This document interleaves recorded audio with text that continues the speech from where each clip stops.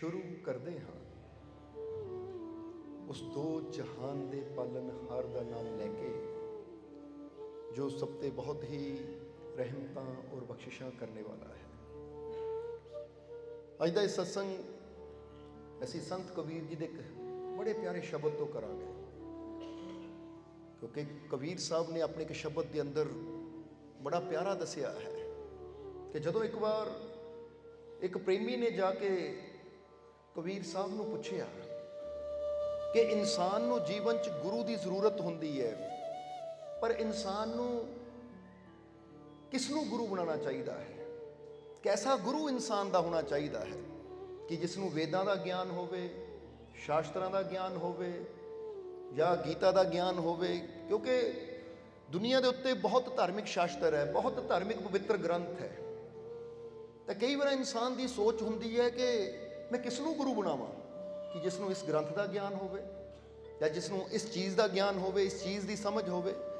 इदां दी सोच लैके जदों वो प्रेमी कबीर साहब को पहुंचया और उसने यही क्वेश्चन, यही सवाल प्रश्न कबीर साहब को किया कि मारे किसनों गुरु बनाना चाहिए है, मैनू ये बारे दसो, क्योंकि गुरु की देख के बनाना चाहिए है, ये बारे समझाओ। तो उस वेले कबीर साहब ने मुस्कुरा के की जवाब दिता, और वो जवाब कबीर साहब का उन्होंने वाणी के अंदर, कबीर वाणी के अंदर भी मौजूद है। कबीर साहब ने जदों उसने पूछा ना कि उसनों किस शास्त्र का ज्ञान होना चाहिए है, किस किताब का ज्ञान होना चाहिए है, किहड़ी चीज़ का ज्ञान होना चाहिए जिन्होंने गुरु बनाइए, तो उस वेले हुण कबीर साहब उन्होंने की समझाते हैं कि बेटा तू पूछ रहा है कि गुरु किसनों बनावा, तो याद रख कि बाहरली पोथी नूं, बाहरली किताब नूं खोलना बहुत आसान है, वो कोई भी खोल सकता है। बोलो समझते हो अपनी? हुण तुसी गीता खरीद लो, घर लिया के पन्ने खोल सकते हो, की लिखा है पढ़ सकते हो। तुसी कोई होर पवित्र ग्रंथ लियो, चाहे कुरान है, चाहे पवित्र बाइबल है, चाहे ऐसी होर कोई धार्मिक शास्त्र देख लीए, इंसान उन्होंने लिया के खोल के पढ़ सकता या नहीं? जवाब दो सन, पढ़ सकते हो ना? सो कबीर साहब कहते कि बाहरले ग्रंथ, बाहरलियां पोथियां लिया के पढ़ लेना बहुत आसान है, पर बेटा गुरु उसनों बनाईदा हुंदा है जिसने बाहरला ग्रंथ पढ़िया होवे चाहे ना, कोई फर्क नहीं पैंदा, पर उहदे अंदरला ग्रंथ खुला होना चाहिए है, अंदरला ग्रंथ। क्योंकि इंसान के अंदर भी एक ग्रंथ है। जिस तरह कबीर साहब का वो शब्द तो बाद चो दसांगे, पर यह भी तुसीं सुनिया होगा कि पोथी पढ़ पढ़ जग मुआ, पंडित हुआ ना कोई, 2.5 अक्षर प्रेम का पढ़े सो पंडित। और जरा देखो कितना बड़ा इशारा है, वो कहते पोथियां पढ़ पढ़ के तो जग पता नहीं किन्ने मर गए, पर कोई भी पंडित नहीं हो सकिया। पंडित का मतलब ये नहीं कि मत्थे तिलक जनेऊ पा लेना या वो पंडितां वाला भेष बना लेना। पंडित का मतलब जिसनों अंदर का ज्ञान होवे, जिसनों अंदर की समझ होवे। वो कहते पोथी पढ़ पढ़ जग मुआ, पंडित हुआ ना कोई, 2.5 अक्षर प्रेम का पढ़े सो पंडित होए। कि सही मायने च ज्ञान तो उन्होंने होंदा है जिहड़ा अपने अंदर वो प्रेम नूं पढ़ लैंदा है। और प्रेम वो प्रभु दे प्रेम की गल होई है, वो परमात्मा दे मुहब्बत दी, उहदे इश्क की गल हुंदी है कि जिसने उहदे मुहब्बत नूं, उहदे प्रेम नूं समझ लिया, सही मायने च पंडित उही हुंदा है। इसलिए हुण आ जाइए उस शब्द ते जिसकी असीं गल कर रहे सी कि कबीर साहब ने कहा कि बेटा गुरु उसनों बनाइए, उन्हें बाहरली कोई पोथी पढ़ी होवे या ना। क्योंकि बहुत गुरु रहबर दुनिया ते ऐसे आंदे, जिद्दां कबीर साहब ने अपने बारे भी किया है कि मसीह कागज छुयो नहीं हाथ, कि मैं तो कदी जिंदगी च कागज कलम नूं हथ भी नहीं लाया। यानी वो दसना चाहते कि मैं भी कदी पढ़ाई लिखाई नहीं की, मैं भी अनपढ़ है, कदी स्कूल गया ही नहीं। हुण श्री गुरु नानक देव जी की गल कर लीए, श्री गुरु रविदास जी की गल करिए, मुहम्मद साहब की गल करिए, या होर दुनिया के बहुत संत गुरु रहबर ऐसे है जिन्होंने कोई पोथी शास्त्र नहीं पढ़िया, क्योंकि वो कदी पाठशाला गए नहीं। पर उन्होंने बाहरली पोथी, बाहरला कोई शास्त्र बेशक ना पढ़िया होवे, पर उन्होंने मेहनत ऐसी की कि अंदरला जो सच्चा ग्रंथ है, अंदरली जो सच्ची पोथी है, अंदरली जो सच्ची रब की किताब है, वो ज्ञान की किताब उन्होंने खोल ली। और जिन्हें अंदरली किताब खोल ली है ना, उन्होंने फिर बाहरली पढ़न की जरूरत ही नहीं रह जाती, क्योंकि वो अंदरों ही जान लेंदा है। क्योंकि सारा ज्ञान तो अंदरों आता है। ਇਸ ਲਈ ਕਬੀਰ ਸਾਹਿਬ ਦੱਸ ਰਹੇ ਹੈ ਕਿ ਬੇਟਾ ਤੂੰ ਪੁੱਛ ਰਿਹਾ ਹੈ ਕਿਸ ਨੂੰ ਗੁਰੂ ਬਣਾਵਾਂ, ਜਿਸਨੇ ਕਿਹੜੀ ਕਿਤਾਬ ਪੜ੍ਹੀ ਹੋਵੇ, ਕਿਹੜੀ ਪੋਥੀ, ਕਿਹੜਾ ਸ਼ਾਸਤਰ ਪੜ੍ਹਿਆ ਹੋਵੇ। ਤਾਂ ਸ਼ਾਸਤਰ ਪੜ੍ਹਨਾ ਤਾਂ ਆਸਾਨ ਹੈ, ਸ਼ਾਸਤਰ ਪੜ੍ਹਨਾ ਤਾਂ ਆਸਾਨ ਹੈ, ਪਰ ਆਪਣੇ ਆਪ ਨੂੰ ਪੜ੍ਹਨਾ, ਆਪਣੇ ਅੰਦਰ ਪ੍ਰਭੂ ਦੀ ਕਿਤਾਬ ਨੂੰ ਪੜ੍ਹਨਾ ਬਹੁਤ ਹੀ ਮੁਸ਼ਕਿਲ ਹੈ। ਔਰ ਜਿਹੜਾ ਉਸ ਕਿਤਾਬ ਨੂੰ ਪੜ੍ਹ ਲੈਂਦਾ ਹੈ ਸਹੀ ਮਾਇਨੇ 'ਚ ਉਹੀ ਸੰਤ ਹੈ, ਉਹੀ ਸਤਿਗੁਰ ਹੈ। ਔਰ ਫਿਰ ਕਬੀਰ ਸਾਹਿਬ ਨੇ ਗੁਣ ਦੱਸੇ। ਹੁਣ ਆਈਏ ਉਸ ਮੇਨ ਸ਼ਬਦ ਤੇ ਜੋ ਅੱਜ ਤੁਹਾਨੂੰ ਸਮਝਾਉਣਾ ਚਾਹੁੰਦੇ ਹਾਂ ਅਸੀਂ। ਕਬੀਰ ਸਾਹਿਬ ਨੇ ਮੇਨ ਗੁਣ ਦੱਸੇ ਕਿ ਗੁਰੂ ਦੇ ਅੰਦਰ ਗੁਣ ਕਿਹੜੇ ਹੋਣੇ ਚਾਹੀਦੇ ਆ। ਜ਼ਰਾ ਹੁਣ ਗੌਰ ਕਰਨਾ, ਗੁਰੂ ਦੇ ਅੰਦਰ ਗੁਣ ਕਿਹੜੇ ਹੋਣੇ ਚਾਹੀਦੇ ਹੈ। ਕਬੀਰ ਸਾਹਿਬ ਨੇ ਜੋ ਦੱਸਿਆ ਉਹ ਕਬੀਰ ਬਾਣੀ ਅੰਦਰ ਲਿਖਿਆ ਹੈ। ਹੁਣ ਸੁਣੋ ਤੁਸੀਂ ਵੀ ਕਿ ਇੱਕ ਸਤਿਗੁਰ ਦੇ ਅੰਦਰ ਕਿਹੜੇ ਗੁਣ ਹੋਣੇ ਚਾਹੀਦੇ ਹੈ। ਉਹ ਕਹਿੰਦੇ ਭਰਮ ਨਿਵਾਰਨ, ਭਰਮ ਨਿਵਾਰਨ ਭੈ ਹਰਨ, ਭਰਮ ਨਿਵਾਰਨ ਭੈ ਹਰਨ, दूर करे संदेह, गठड़ी खोले ज्ञान की, सो सतगुर कर ले। ਹੁਣ ਕੀ ਇਸ਼ਾਰਾ ਕੀਤਾ ਕਬੀਰ ਸਾਹਿਬ ਨੇ? ਕਬੀਰ ਸਾਹਿਬ ਕਹਿੰਦੇ ਸਤਗੁਰ ਦੇ ਗੁਣ ਇਹ ਹੈ। ਕਿਹੜੇ ਗੁਣ? ਭਰਮ ਨਿਵਾਰਨ। ਕਿ ਪਹਿਲਾ ਗੁਣ ਉਹਦਾ ਹੁੰਦਾ ਹੈ ਕਿ ਇਨਸਾਨ ਦੇ ਜੀਵਨ 'ਚ ਜਿੰਨੇ ਵੀ ਭਰਮ ਹੁੰਦੇ ਨਾ, ਭੁਲੇਖੇ ਹੁੰਦੇ ਆ। ਕਿਉਂਕਿ ਦੇਖਿਆ ਕਿ ਇਨਸਾਨ ਕਈਆਂ ਭਰਮਾਂ, ਕਈਆਂ ਭੁਲੇਖਿਆਂ 'ਚ ਫਸ ਕੇ ਆਪਣੀ ਜ਼ਿੰਦਗੀ ਉਹ ਵਹਿਮਾਂ 'ਚ ਹੀ ਗਵਾ ਦਿੰਦਾ ਹੈ। ਉਹ ਕਈ ਭਰਮ, ਕਈ ਭੁਲੇਖੇ ਜਿਨ੍ਹਾਂ 'ਚ ਇਨਸਾਨ ਫਸਿਆ ਹੁੰਦਾ ਹੈ, ਉਹਨਾਂ ਭਰਮਾਂ ਭੁਲੇਖਿਆਂ ਨੂੰ ਨਿਵਾਰਨ ਕਰਦਾ, ਯਾਨੀ ਕੱਢਦਾ ਹੈ ਉਹਨਾਂ ਭਰਮਾਂ 'ਚੋਂ, ਉਹਨਾਂ ਭੁਲੇਖਿਆਂ 'ਚੋਂ। ਉਹ ਇਹ ਨਹੀਂ ਦੇਖਦਾ ਦੁਨੀਆ ਪਿੱਛੇ ਤੋਂ ਕੀ ਕਰਦੀ ਆ ਰਹੀ ਹੈ। ਜਿੱਦਾਂ ਤੁਸੀਂ ਕਈ ਵਾਰ ਦੇਖੋਗੇ ਨਾ, ਕਈ ਵਾਰ ਬੰਦੇ ਨੂੰ ਖੁਦ ਨਹੀਂ ਪਤਾ ਹੁੰਦਾ, ਪਰ ਬੰਦਾ ਫਿਰ ਵੀ ਕਿਉਂ ਕਰਦਾ? ਜੀ ਸਾਡੇ ਬਜ਼ੁਰਗ ਕਰਦੇ ਸੀ, ਸਾਡੇ ਦਾਦੇ ਪੜਦਾਦੇ ਕਰਦੇ ਸੀ, ਜਾਂ ਸਾਡੇ ਪਿੱਛੋਂ ਪਰੰਪਰਾ ਚਲੀ ਆ ਰਹੀ ਹੈ। ਅੱਜ ਕੋਈ ਬੱਕਰਾ ਦੇ ਰਿਹਾ ਹੈ, ਅੱਜ ਕੋਈ ਕੁਛ ਕਹਿ ਦਿੰਦਾ ਕਿ ਆਹ ਕਰਨਾ ਹੈ ਜੀ, ਕਿਉਂ ਕਰ ਰਹੇ ਹੋ? ਕਿਉਂਕਿ ਸਾਡੇ ਪਿੱਛੇ ਬਜ਼ੁਰਗ ਕਰਦੇ ਆ ਗਏ। ਹੁਣ ਅਸੀਂ ਕਹਾਂਗੇ ਜੇ ਕਿਤੇ ਬਜ਼ੁਰਗ ਵੀ ਘਰ ਬੈਠਾ ਹੋਵੇ ਨਾ, ਉਹਨੂੰ ਪੁੱਛੋ ਕਿਉਂ ਕਰ ਰਹੇ ਹੋ? ਉਹ ਜੀ ਸਾਡੇ ਪਿੱਛੇ ਕਰਦੇ ਸੀ, ਪਤਾ ਉਹਨੂੰ ਵੀ ਨਹੀਂ ਹੁੰਦਾ ਹੈ। ਉਹ ਇੱਦਾਂ ਹੀ ਭਰਮਾਂ ਦੇ ਵਿੱਚ ਉਹ ਰੀਤ ਚਲਦੀ ਚਲਦੀ ਚਲਦੀ ਚਲੀ ਜਾਂਦੀ ਹੈ। ਪਰ ਸਤਿਗੁਰ ਦੇ ਨਾਲ ਜਦੋਂ ਇਨਸਾਨ ਜੁੜਦਾ ਤਾਂ ਜਿਹੜਾ ਕਾਮਿਲ ਸਤਿਗੁਰ ਹੁੰਦਾ ਹੈ ਨਾ, ਉਹ ਦੇਖਦਾ ਹੈ ਕਿ ਆਹ ਜੋ ਤੂੰ ਕਰਮ ਕਾਂਡ ਕਰ ਰਿਹਾ ਇਹਦਾ ਤੈਨੂੰ ਫਾਇਦਾ ਕੋਈ ਨਹੀਂ ਹੈ, ਬਲਕਿ ਉਲਟਾ ਵਹਿਮ 'ਚ ਪੈ ਕੇ ਤੂੰ ਆਪਣੀ ਜ਼ਿੰਦਗੀ ਨੂੰ ਨਰਕ ਬਣਾ ਰਿਹਾ। ਇਸ ਲਈ ਬੱਚੇ ਜਾਂ ਮੇਰੇ ਪਿਆਰੇ, ਨਿਕਲ ਇਸ ਭਰਮ 'ਚੋਂ।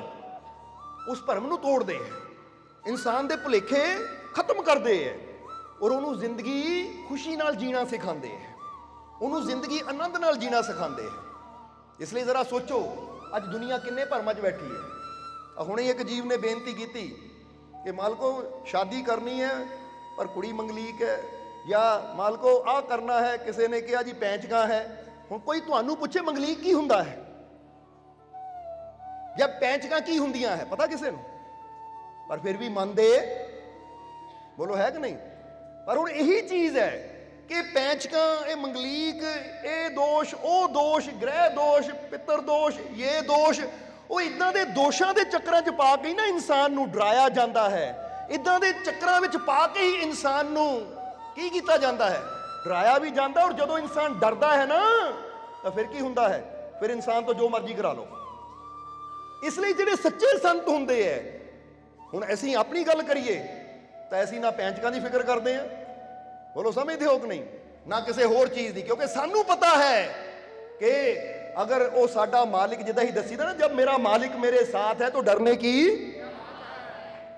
ਹੁਣ ਕਈ ਜੀਵ ਤਾਂ ਇਹ ਵੀ ਕਹਿਣਗੇ ਆ ਪੈਂਚਕਾਂ ਸ਼ਾਦੀ ਕਰੀਏ ਜਾਂ ਨਾ ਕਰੀਏ, ਕੋਈ ਮਰ ਜਾਵੇ ਤਾਂ 5 ਪੁਤਲੇ ਫੂਕੀਏ, ਨਹੀਂ ਤਾਂ ਬਾਕੀ ਮਰਨਗੇ। ਭਾਈ ਮਰਨਾ ਤਾਂ ਸਾਰਿਆਂ ਨੇ ਹੈ ਹੀ, ਚਾਹੇ ਪੁਤਲੇ ਫੂਕੋ ਨਾ ਫੂਕੋ, ਇੱਕ ਦਿਨ ਦੁਨੀਆ ਤੋਂ ਜਾਣਾ ਤਾਂ ਸਭ ਨੇ ਹੀ ਹੈ। ਹੁਣ ਬੜੀ ਹੈਰਾਨੀ ਦੀ ਗੱਲ ਹੈ, ਉਹ ਇਦਾਂ ਦੇ ਇਨਸਾਨ, ਇਹ ਵੀ ਇੱਕ ਆਇਆ ਕਹਿੰਦਾ ਮਾਲਕੋ ਇੰਗਲੈਂਡ ਦਾ ਵੀਜ਼ਾ ਲੱਗਾ ਆ, ਉਹ ਫਲਾਈਟ ਲੈ ਲਾਵਾਂ ਕਿਉਂਕਿ ਕਲਾਸਾਂ ਸ਼ੁਰੂ ਹੋਣੀਆਂ, ਪਰ ਪੈਂਚਕਾਂ ਆ। ਇਹ ਕਮਾਲ ਦੀ ਗੱਲ, ਹੁਣ ਪੈਂਚਕਾਂ ਫਲਾਈਟ ਨੂੰ ਵੀ ਰੋਕ ਲੈਣਗੀਆਂ। ਆ ਧੁੰਦ ਬਾਰੇ ਤਾਂ ਸੁਣਿਆ ਸੀ, ਬਰਫ਼ ਬਾਰੇ ਸੁਣਿਆ ਸੀ ਕਿ ਧੁੰਦ ਜ਼ਿਆਦਾ ਹੋਵੇ ਫਲਾਈਟ ਡਿਲੇ ਹੋ ਜਾਂਦੀ ਹੈ, ਬਰਫ਼ ਪੈਂਦੀ ਹੋਵੇ ਫਲਾਈਟ ਡਿਲੇ ਹੋ ਜਾਂਦੀ ਹੈ, ਜਾਂ ਕੋਈ ਹੋਰ ਹੋ ਜਾਵੇ। ਹੁਣ ਪੈਂਚਕਾਂ ਵੀ ਰੋਕ ਲੈਂਦੀਆਂ ਫਲਾਈਟ ਨੂੰ। ਕਿੱਦਾਂ ਦੀ ਸੋਚ ਹੈ ਇਨਸਾਨ ਦੀ ਨਾ। ਇਨਸਾਨ ਇਹਨਾਂ ਭਰਮਾਂ ਕਰਕੇ ਹੀ ਆਪਣਾ ਕੰਮ ਆਪ ਹੀ ਖਰਾਬ ਕਰ ਲੈਂਦਾ ਹੈ।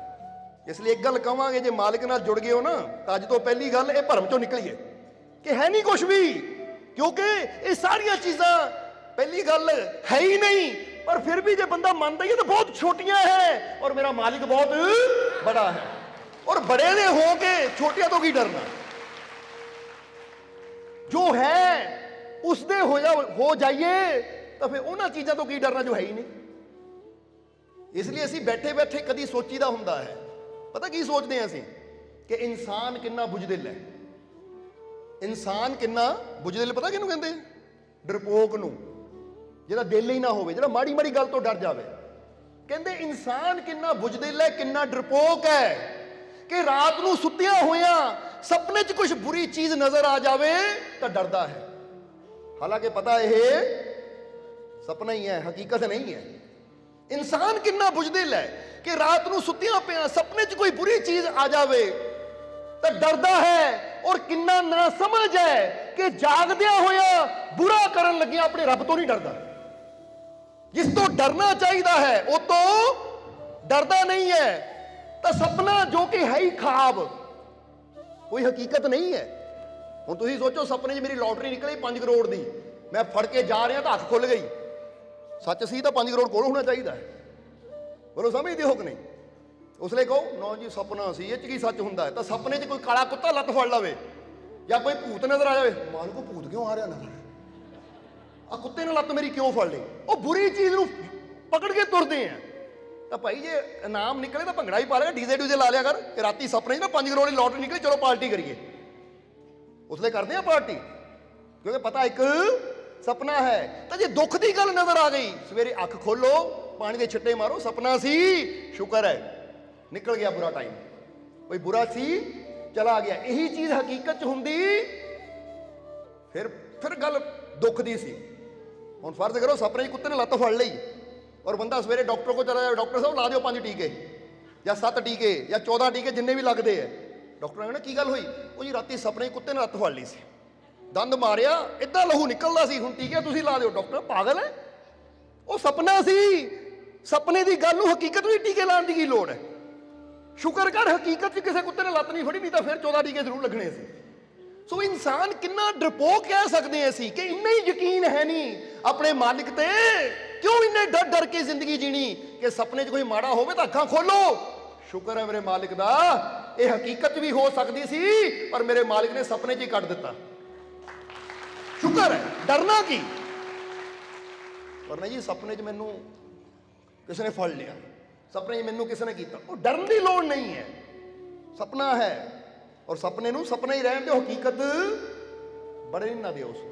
क्योंकि हकीकत देखो मैं जाग रहा हाँ, मैं तंदुरुस्त हाँ, हथ पैर मेरे हिल रहे हैं, अखां झमक रही हैं, श्वास लै रहा है, मैं उठ सकता, मैं बैठ सकता, मैं अपनी मर्जी ना दाएं जा सकता बाएं जा सकता। शुक्र है ये हकीकत ते मेरा पूरा कंट्रोल है और हकीकत ते मेरा कंट्रोल है। तो सपने में चिंता की करनी, सपने तो पता ही नहीं होंगे बंदे को मैं सुता कित्थे हाँ, मैं अपने रूम च किते बाहर है, जमीन ते हाँ, बैड ते हाँ, कित्थे हाँ। उसने तो बंदा सब कुछ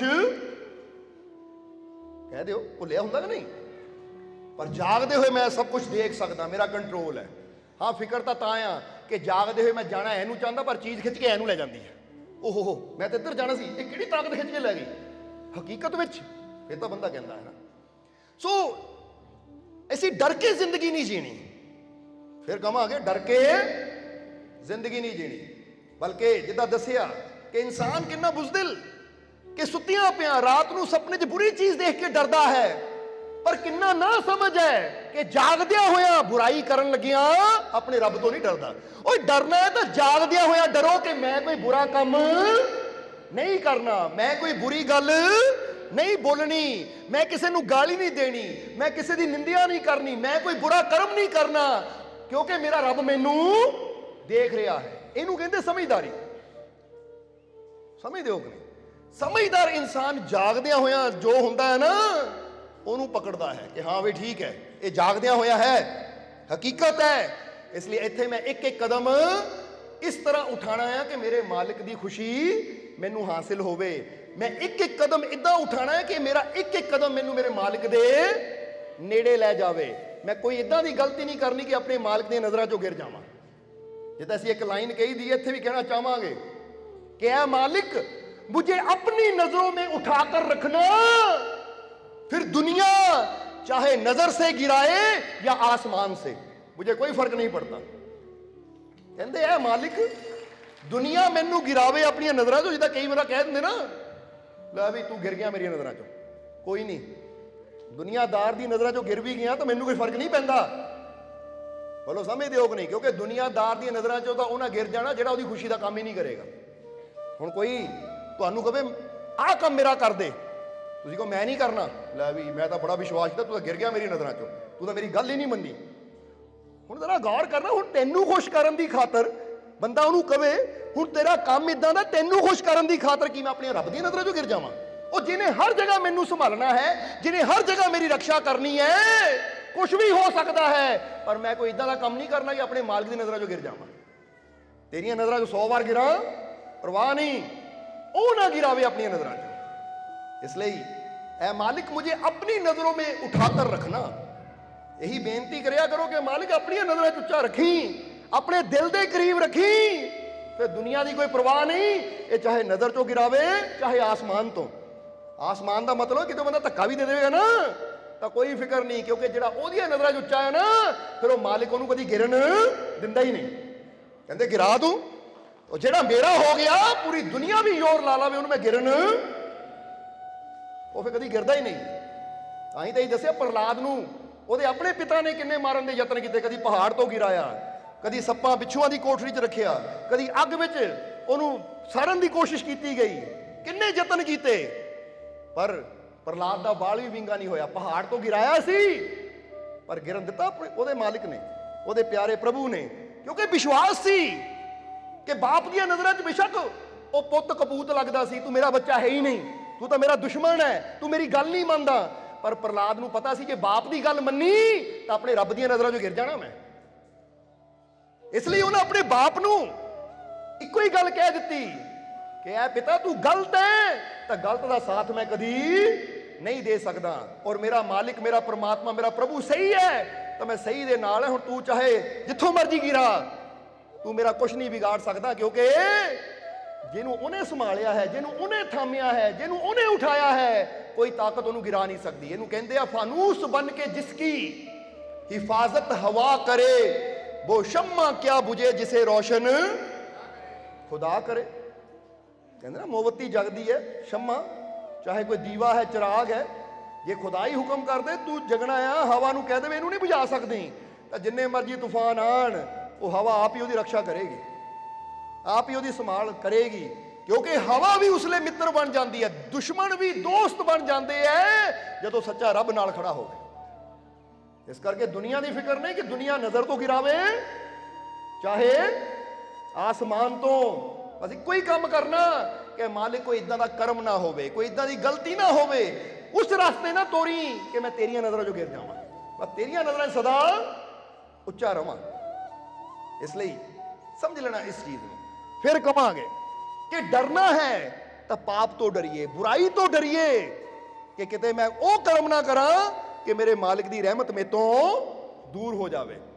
इसलिए समझदार इंसान तो वही हुंदा है जिहड़ा अपने मालिक की रहमत नूं संभालण बारे सोचदा है कि मैं किद्दां उहदी रहमत नूं संभालां, किद्दां मैं उहदी रहमत नूं संभाल सकदा हां, किद्दां मैं जिद्दां एक बिजनेसमैन सोचदा ना किद्दां मैं होर ज़्यादा तरक्की कर सकदा हां, किद्दां मैं होर अगे वध सकदा हां, इहनूं कहंदे समझदारी। तो जिहड़े आशिक हुंदे है अपने मालिक नाल प्यार करने वाले हुंदे है, वो भी हमेशा ही सोचते किद्दां मैं अपने मालिक की रहमत के नेड़े जा सकदा हां, किद्दां मैं होर ज़्यादा अपने आप नूं बेहतर बना सकदा हां, किद्दां मैं वो कर्म कर सकदा हां जिहदे नाल मेरे जीवन च भी खुशी आवे तो मैं दूजे के जीवन च भी खुशियां दा रंग भर देवां। वो अपने आप नूं हर रोज अच्छा करने की कोशिश करता है, अपने आप नूं बेहतर करने की कोशिश करता है। इसलिए सपनियां तो डरना अज तो बंद, क्योंकि ये भी भरम चों निकलना है।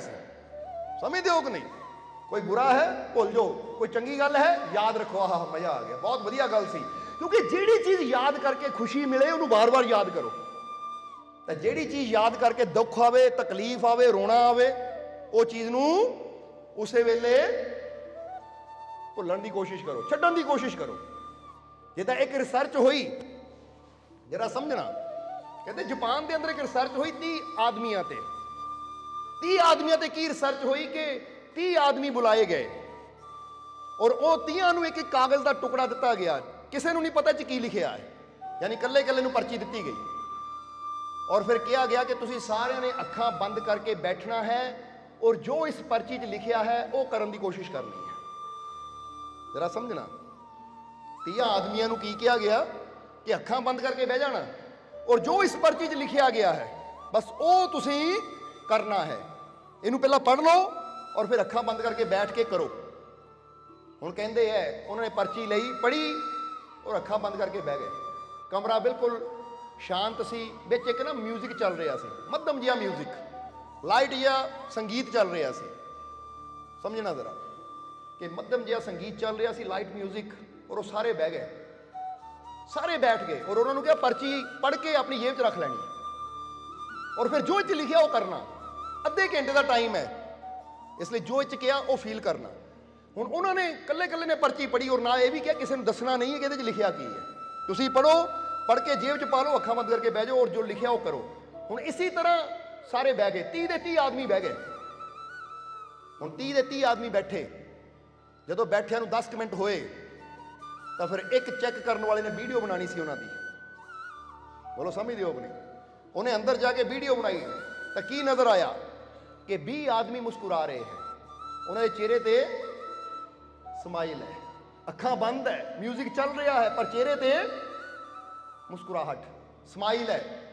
ਪਰ ਉਹਨਾਂ ਚੋਂ 10 ਆਦਮੀ ਇਦਾਂ ਦੇ ਹੈ ਜਿਨ੍ਹਾਂ ਦੀਆਂ ਅੱਖਾਂ 'ਚ ਪਾਣੀ ਸੀ ਔਰ ਚਿਹਰੇ ਤੇ ਦਰਦ ਸੀ। ਕੀ ਹੈ? ਅੱਖਾਂ 'ਚ ਪਾਣੀ ਔਰ ਚਿਹਰੇ ਤੇ ਦਰਦ। ਬੈਠੇ ਉਹ ਵੀ ਅੱਖਾਂ ਬੰਦ ਕਰੇ, ਮਿਊਜ਼ਿਕ ਉਹੀ ਹੈ, ਕਮਰਾ ਉਹੀ ਹੈ, ਉਹੀ ਸੰਗੀਤ। ਇਹ ਨਹੀਂ ਕਿ ਉਹਨਾਂ ਦਾ ਸੰਗੀਤ ਅਲੱਗ ਹੈ ਤਾਂ ਉਹਨਾਂ ਦਾ ਸੰਗੀਤ ਅਲੱਗ ਹੈ, ਜਾਂ ਉਹਨਾਂ ਦਾ ਕਮਰਾ ਅਲੱਗ ਹੈ ਉਹਨਾਂ ਦਾ ਅਲੱਗ ਹੈ, ਸਭ ਕੁਝ ਉਹੀ, ਵਾਤਾਵਰਨ ਉਹੀ। ਪਰ 10 ਆਦਮੀ ਰੋ ਰਹੇ ਹੈ, ਚਿਹਰੇ ਤੇ ਦੁੱਖ ਹੈ, ਔਰ 20 ਆਦਮੀ ਮੁਸकुरा ਰਹੇ ਹੈ, ਚਿਹਰੇ ਤੇ ਖੁਸ਼ੀ ਹੈ। ਬੜੀ ਹੈਰਾਨੀ ਦੀ ਗੱਲ ਹੈ, ਇਹ ਕੀ ਹੋ ਗਿਆ ਐਸਾ ਕਿ ਮਿਊਜ਼ਿਕ ਵੀ ਉਹੀ, ਕਮਰਾ ਵੀ ਉਹੀ, ਵਾਤਾਵਰਨ ਵੀ ਉਹੀ। ਇਹ ਨਹੀਂ ਕਿ ਅੱਧਿਆਂ ਨੂੰ ਠੰਡ ਲੱਗਦੀ, ਅੱਧਿਆਂ ਨੂੰ ਗਰਮੀ, ਗਰਮੀ ਵਾਲੇ ਰੋ ਰਹੇ ਆ ਤਾਂ ਸਰਦੀ ਵਾਲੇ ਹੱਸ ਰਹੇ, ਨਹੀਂ, ਸਭ ਕੁਝ ਉਹੀ। ਫਰਕ ਕੀ ਸੀ? ਜਰਾ ਸੋਚੋ, ਫਰਕ ਕੀ ਸੀ? ਆਇਆ ਕਿਸੇ ਦਿਮਾਗ 'ਚ ਫਰਕ ਕੀ ਸੀ? ਫਰਕ ਕੀ ਸੀ? 20 ਕਿਉਂ ਹੱਸ ਰਹੇ ਹੈ ਔਰ 10 ਕਿਉਂ ਰੋ ਰਹੇ ਹੈ? ਉਹਨਾਂ ਦੀ ਅੱਖਾਂ 'ਚ ਪਾਣੀ ਕਿਉਂ ਹੈ? ਔਰ ਜਿੱਦਾਂ ਜਿੱਦਾਂ ਮਿਊਜ਼ਿਕ ਥੋੜਾ ਤੇਜ਼ ਹੋ ਰਿਹਾ ਹੈ ਉਹਨਾਂ ਦਾ ਰੋਣਾ ਵੱਧ ਰਿਹਾ, ਉਹਨਾਂ ਦੀ ਹੱਸੀ ਵੱਧ ਰਹੀ ਹੈ। ਸਮਝਦੇ ਹੋ ਕਿ ਨਹੀਂ? 30 ਮਿੰਟ, ਅੱਧਾ ਘੰਟਾ ਮਿਊਜ਼ਿਕ ਚੱਲਿਆ ਪਰ ਮਿਊਜ਼ਿਕ ਦੇ ਲਾਸਟ ਮੂਮੈਂਟ 'ਚ ਤੇਜ਼ ਹੋ ਰਿਹਾ, ਤੇਜ਼ ਹੋ ਰਿਹਾ, ਤੇਜ਼ ਹੋ ਰਿਹਾ ਹੈ। ਔਰ ਜਿੱਦਾਂ ਵੱਧ ਰਿਹਾ, ਜਿਹੜੇ ਹੱਸਣ ਵਾਲੇ ਹੈ ਉਹ ਤਾੜੀਆਂ ਮਾਰਨ ਲੱਗ ਗਏ ਔਰ ਜਿਹੜੇ ਰੋਣ ਵਾਲੇ ਭੁੱਬਾ ਮਾਰਨ ਲੱਗ ਗਏ। ਵੀਡੀਓ ਬਣੀ, ਸਭ ਕੁਝ ਹੋਇਆ ਔਰ ਬਾਅਦ 'ਚ ਅੱਧੇ ਘੰਟੇ ਬਾਅਦ ਜਦੋਂ ਹੋਇਆ, ਸਮਾਪਤ ਹੋਇਆ, ਸਟਾਪ ਹੋਇਆ, ਮਿਊਜ਼ਿਕ ਸ਼ਾਂਤ, ਔਰ ਉਹਨੂੰ ਕਿਹਾ ਹੌਲੀ ਹੌਲੀ ਆਪਣੀ ਅੱਖਾਂ ਖੋਲੋ।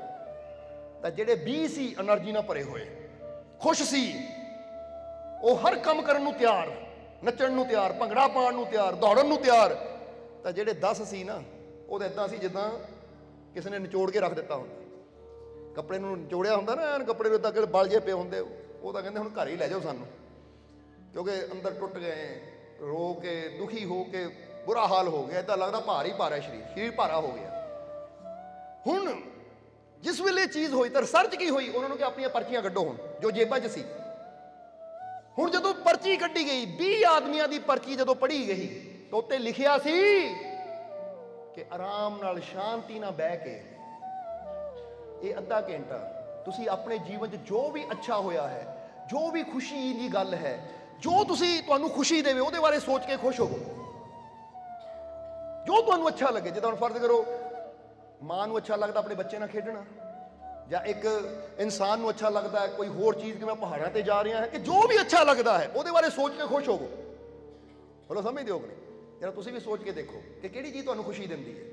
ਹੁਣ ਫਰਜ਼ ਕਰੋ ਇੱਕ ਇਨਸਾਨ ਨੂੰ ਖੁਸ਼ੀ ਹੈ ਕਿ ਮੈਨੂੰ ਆਹ ਚੀਜ਼ ਖਾਣ 'ਚ ਖੁਸ਼ੀ ਹੈ, ਆਹ ਮੈਂ ਚੀਜ਼ ਖਾ ਰਿਹਾ, ਬੜੀ ਖੁਸ਼ੀ ਹੈ। ਜਾਂ ਮੈਂ ਕਿਸੇ ਦੀ ਇੱਛਾ ਹੈ, ਮੈਂ ਇੱਥੇ ਜਾਣਾ ਚਾਹੁੰਦਾ ਹਾਂ, ਮੈਂ ਆਹ ਚੀਜ਼ ਦੇਖਣੀ ਚਾਹੁੰਦਾ ਹਾਂ, ਹਾਂ ਮੈਂ ਪਹੁੰਚ ਗਿਆ, ਉੱਥੇ ਦੇਖ ਰਿਹਾ, ਮੈਂ ਬੜਾ ਖੁਸ਼ ਹਾਂ। ਯਾਨੀ ਜਿਹੜੀ ਚੀਜ਼ ਮੈਨੂੰ ਖੁਸ਼ੀ ਦੇਵੇ, ਉੱਥੇ ਲਿਖਿਆ ਸੀ ਉਹ ਸੋਚਣਾ ਅੱਧਾ ਘੰਟਾ।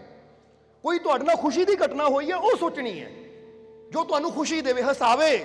ਹੁਣ ਉਹ ਅੱਖਾਂ ਬੰਦ ਕਰਕੇ ਉਹਨਾਂ ਦੀ ਸਾਰੀ ਸੋਚ, ਸਾਰਾ ਧਿਆਨ ਕਿਹੜੀ ਚੀਜ਼ ਤੇ ਸੀ? ਜਵਾਬ ਦੇ ਦਿਓ ਹੁਣ। ਖੁਸ਼ੀ ਤੇ, ਕਿ ਮੇਰੇ ਨਾਲ ਅੱਛਾ ਕੀ ਹੋਇਆ, ਮੈਂ ਉਹ ਸੋਚ ਰਿਹਾ ਹਾਂ, ਜਾਂ ਮੈਂ ਕੀ ਚਾਹੁੰਦਾ ਮੇਰੇ ਨਾਲ ਅੱਛਾ ਹੋਵੇ, ਉਹ ਸੋਚ ਰਿਹਾ। ਬੋਲੋ ਸਮਝਦੇ ਹੋ ਕਿ ਨਹੀਂ? ਹੁਣ ਉਹ ਜਿੱਦਾਂ ਜਿੱਦਾਂ ਉਹ ਚੀਜ਼ ਬਾਰੇ ਸੋਚ ਰਹੇ ਸੀ, ਜੋ ਚਾਹੁੰਦੇ ਸੀ ਹੋਵੇ, ਉਹਨਾਂ ਨੂੰ ਖੁਸ਼ੀ ਹੋ ਰਹੀ ਸੀ। ਜਾਂ ਜਿੱਦਾਂ ਉਹਨਾਂ ਨੂੰ ਲੱਗਦਾ ਸੀ ਉਹ ਪਲ ਬੜੀ ਖੁਸ਼ੀ ਦੇ ਸੀ, ਜਦੋਂ ਬੜਾ ਹੱਸ ਰਿਹਾ ਸੀ, ਉਹ ਸੋਚ ਕੇ ਉਹ ਖੁਸ਼ ਹੋਣ ਲੱਗ ਗਏ। ਹੁਣ ਇਹ ਅੱਧਾ ਘੰਟਾ ਉਹਨਾਂ ਨੇ ਖੁਸ਼ੀ ਨੂੰ ਹੀ ਮੁੱਖ ਰੱਖਿਆ, ਖੁਸ਼ੀ ਬਾਰੇ ਹੀ ਸੋਚਿਆ।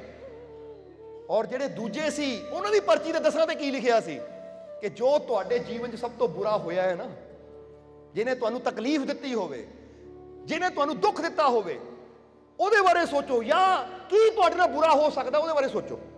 ਜਦੋਂ ਬੰਦਾ ਸੋਚੇ ਹਾਏ ਮੈਂ ਆਪਣੀ ਪਤਨੀ ਨਾਲ ਬੜਾ ਪਿਆਰ ਕਰਦਾ, ਕਿਤੇ ਮਰ ਹੀ ਨਾ ਜਾਵੇ, ਉਦਾਹਰਨ ਦੇ ਰਹੇ ਹਾਂ, ਜਾਂ ਮੈਂ ਬੱਚੇ ਨਾਲ ਬੜਾ ਪਿਆਰ ਕਰਦਾ, ਬੱਚੇ ਦਾ ਕਿਤੇ ਐਕਸੀਡੈਂਟ ਨਾ ਹੋ ਜਾਵੇ, ਜਾਂ ਮੈਂ ਫਲਾਨਾ ਮੇਰਾ ਕੰਮ ਹੈ ਕਿਤੇ ਕੰਮ ਹੀ ਨਾ ਬੰਦ ਹੋ, ਯਾਨੀ ਦੁੱਖ ਵਾਲੀ ਗੱਲ ਸੋਚੋ ਜਿਹਨੂੰ ਸੋਚ ਕੇ ਤੁਹਾਨੂੰ ਰੋਣਾ ਆਵੇ। ਹੁਣ ਉਹਨਾਂ 10 ਨੂੰ ਨਹੀਂ ਪਤਾ ਸੀ ਕਿ ਬਾਕੀ 20 ਦੀ ਪਰਚੀ ਤੇ ਕੀ ਲਿਖਿਆ ਹੈ, ਪਰ ਉਹਨਾਂ ਨੇ, ਕਿਉਂਕਿ ਕਿਹਾ ਗਿਆ ਸੀ ਕਿ ਜੋ ਪਰਚੀ ਤੇ ਲਿਖਿਆ ਅੱਧਾ ਘੰਟਾ ਉਹ ਕਰਨਾ ਹੈ।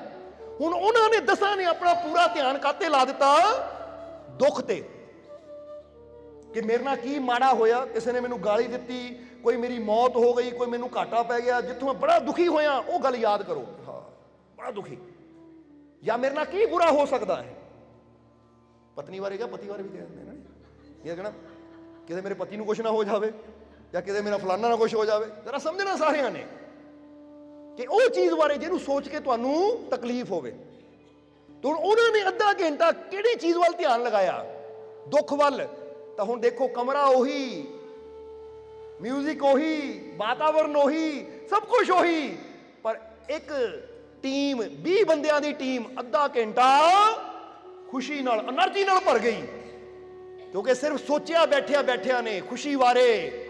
ਤਾਂ ਉਹ 10 ਬੰਦਿਆਂ ਦੀ ਟੀਮ ਉਹ ਅੱਧੇ ਘੰਟੇ 'ਚ ਇੰਨੀ ਦੁਖੀ ਹੋ ਗਈ, ਰੋਏ, ਹਾਏ ਹਾਏ, ਅੰਦਰੋਂ ਆਵਾਜ਼ ਨਿਕਲਦੀ ਸੀ, ਉੱਬਾਂ ਨਿਕਲਦੀਆਂ ਸੀ। ਔਰ ਜਦੋਂ ਟਾਈਮ ਖਤਮ ਹੋਇਆ ਤਾਂ ਕੀ ਹੋਇਆ, ਸਰੀਰ ਇਦਾਂ ਭਾਰਾ ਹੋ ਗਿਆ। ਤਾਂ ਹੀ ਤਾਂ ਕਿਤੇ ਬੰਦਾ ਰੋਂਦਾ ਹੈ ਨਾ, ਮਰ ਜਾਵੇ ਕੋਈ, ਤਾਂ ਇੰਨਾ ਸਰੀਰ ਭਾਰਾ ਹੋ ਜਾਂਦਾ ਬੰਦੇ ਤੋਂ ਖੜਾ ਹੋਣਾ ਵੀ। ਔਰ ਤੁਸੀਂ ਦੇਖਿਆ ਹੋਣਾ ਨਾ ਕਈ ਵਾਰ ਕਿ ਬੰਦਾ ਸਹਾਰਾ ਦੇ ਕੇ ਤੋਰਦਾ, ਚੱਲ, ਕੋਈ ਮੁਰਦੇ ਦੇ ਮਗਰ ਨਾ ਕੋਈ ਬੜਾ ਪਿਆਰਾ ਹੋਵੇ, ਤਾਂ ਜਿੰਨਾ ਪਿਆਰ ਜ਼ਿਆਦਾ ਹੁੰਦਾ ਉਹਨਾਂ ਬੰਦੇ ਵਾਸਤੇ ਕਦਮ ਪੁੱਟਣਾ ਵੀ, ਆਪਣੇ ਆਪ ਨੂੰ ਸੰਭਾਲਣਾ ਹੀ ਔਖਾ ਹੋ ਜਾਂਦਾ ਹੈ। ਹੁਣ ਇਹ ਚੀਜ਼ ਤੋਂ ਕੀ ਪਤਾ ਲੱਗਦਾ ਹੈ, ਹੁਣ ਜ਼ਰਾ ਗੌਰ ਕਰਨਾ, ਇਹ ਚੀਜ਼ ਤੋਂ ਪਤਾ ਇਹ ਲੱਗਦਾ ਕਿ ਬਾਹਰਲੀ ਵਾਤਾਵਰਨ ਦਾ ਸਾਡੀ ਖੁਸ਼ੀਆਂ ਤੇ ਸਾਡੇ ਦੁੱਖਾਂ ਤੇ ਕੋਈ ਫਰਕ ਨਹੀਂ ਪੈਂਦਾ। ਬਾਹਰ ਕਮਰਾ ਕੀ ਹੈ, ਚਾਹੇ ਤੁਸੀਂ ਹੋਟਲ ਦੇ ਕਮਰੇ 'ਚ ਹੋਵੋ, ਘਰ ਦੇ ਕਮਰੇ 'ਚ ਹੋਵੋ, ਚਾਹੇ ਤੁਸੀਂ ਕਿਤੇ ਵੀ ਬੈਠੇ ਹੋਵੋ, ਬਾਹਰਲੇ ਵਾਤਾਵਰਨ ਦਾ ਕੋਈ ਫਰਕ ਨਹੀਂ ਪੈਂਦਾ। ਸਾਡੇ ਜੀਵਨ 'ਚ ਖੁਸ਼ੀ ਆਣੀ ਹੈ ਜਾਂ ਸਾਡੇ ਜੀਵਨ 'ਚ ਗਮੀ ਆਣੀ ਹੈ, ਇਹ ਫਰਕ ਸਾਰਾ ਪੈਂਦਾ ਸਾਡੀ ਸੋਚ ਦਾ, ਕਿ ਅਸੀਂ ਸੋਚ ਕੀ ਰਹੇ ਹਾਂ। ਕਿਉਂਕਿ ਇਹਦੇ ਬਾਰੇ ਹੀ ਮਹਾਤਮਾ ਬੁੱਧ ਨੇ ਕਿਹਾ ਕਿ ਇਨਸਾਨ ਜੋ ਉਮੀਦ ਕਰਦਾ ਹੈ, ਇਨਸਾਨ ਨੂੰ ਉਹੀ ਮਿਲਦਾ ਹੈ। ਹੁਣ ਤੁਸੀਂ ਕੀ ਪਾਣਾ ਚਾਹੁੰਦੇ ਹੋ, ਉਹਦੀ ਉਮੀਦ ਕਰੋ।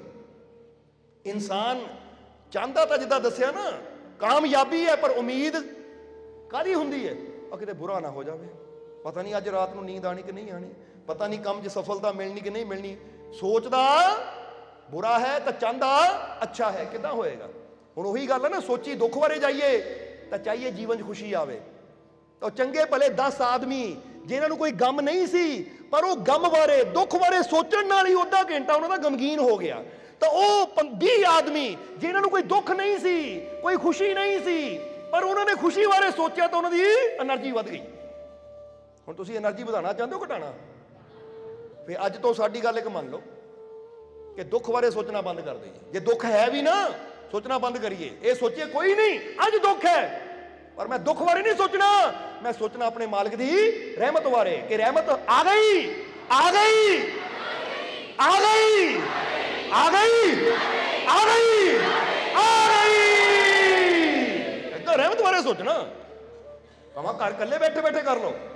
ਜਦੋਂ ਦੁੱਖ ਵੱਲ ਧਿਆਨ ਜਾਵੇ ਨਾ, ਲੈ ਓਏ ਦੁੱਖ, ਉਹ ਮੇਰੇ ਮਾਲਿਕ ਖੁਸ਼ੀਆਂ ਦੇਣ ਵਾਲੇ ਉਹ ਖੜੇ ਐ, ਖੁਸ਼ੀ ਆ ਗਈ, ਆ ਗਈ, ਆ ਗਈ, ਆ ਗਈ, ਆਨੰਦ ਆ ਗਿਆ, ਆ ਗਿਆ, ਆ ਗਿਆ, ਆ ਗਿਆ, ਮਜ਼ਾ ਆ ਗਿਆ, ਆ ਗਿਆ, ਆ ਗਿਆ, ਆ ਗਿਆ। ਦੇਖੋ ਆਂਦਾ ਕਿ ਨਹੀਂ ਮਜ਼ਾ? ਉਹ ਧਿਆਨ ਕਿੱਧਰ ਹੈ ਸਾਡਾ?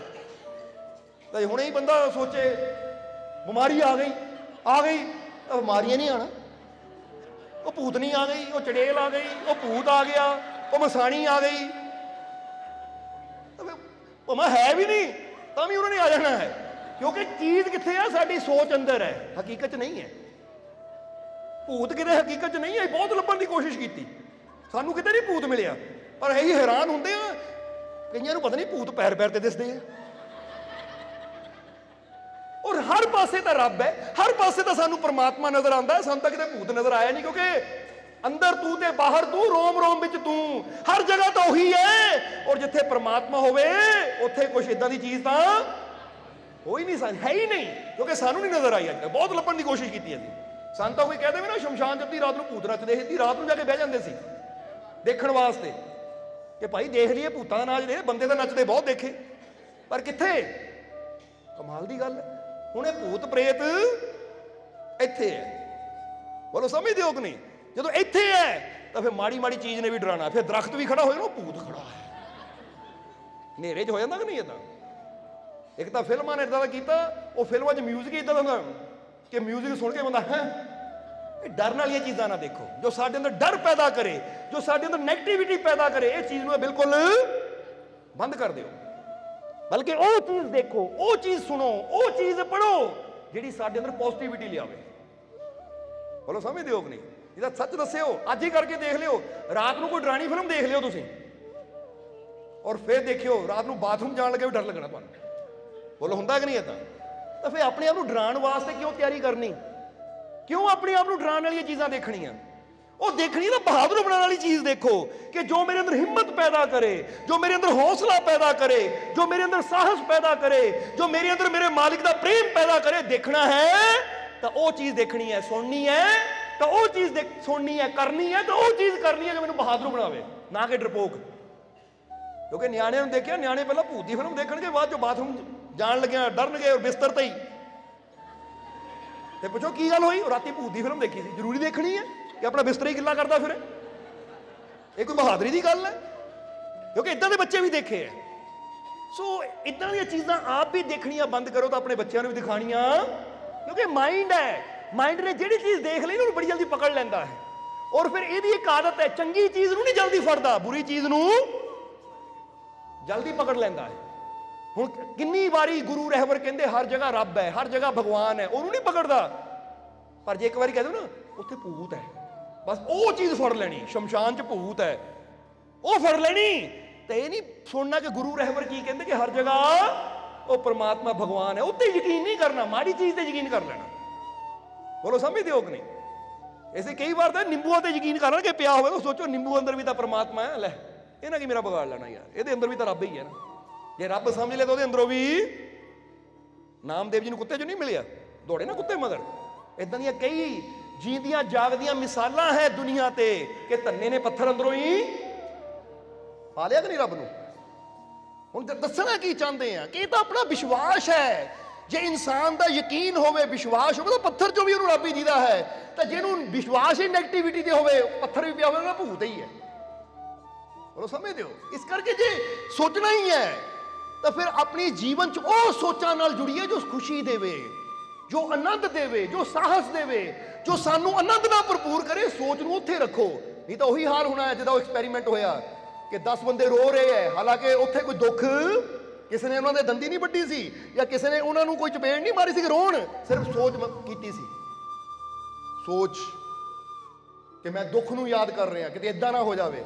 ਅੱਜ ਬੰਦਾ ਵੀ ਸੋਚੀ ਜਾਵੇ ਕਿਤੇ ਇਦਾਂ ਨਾ ਹੋ ਜਾਵੇ, ਕਿਤੇ ਮੇਰੀ ਦੁਕਾਨ ਦੇ ਨਾਲ ਇਦਾਂ ਹੋ ਜਾਵੇ, ਕਿਤੇ ਮੇਰਾ ਕੰਮ ਨਾ ਇਦਾਂ ਹੋ ਜਾਵੇ।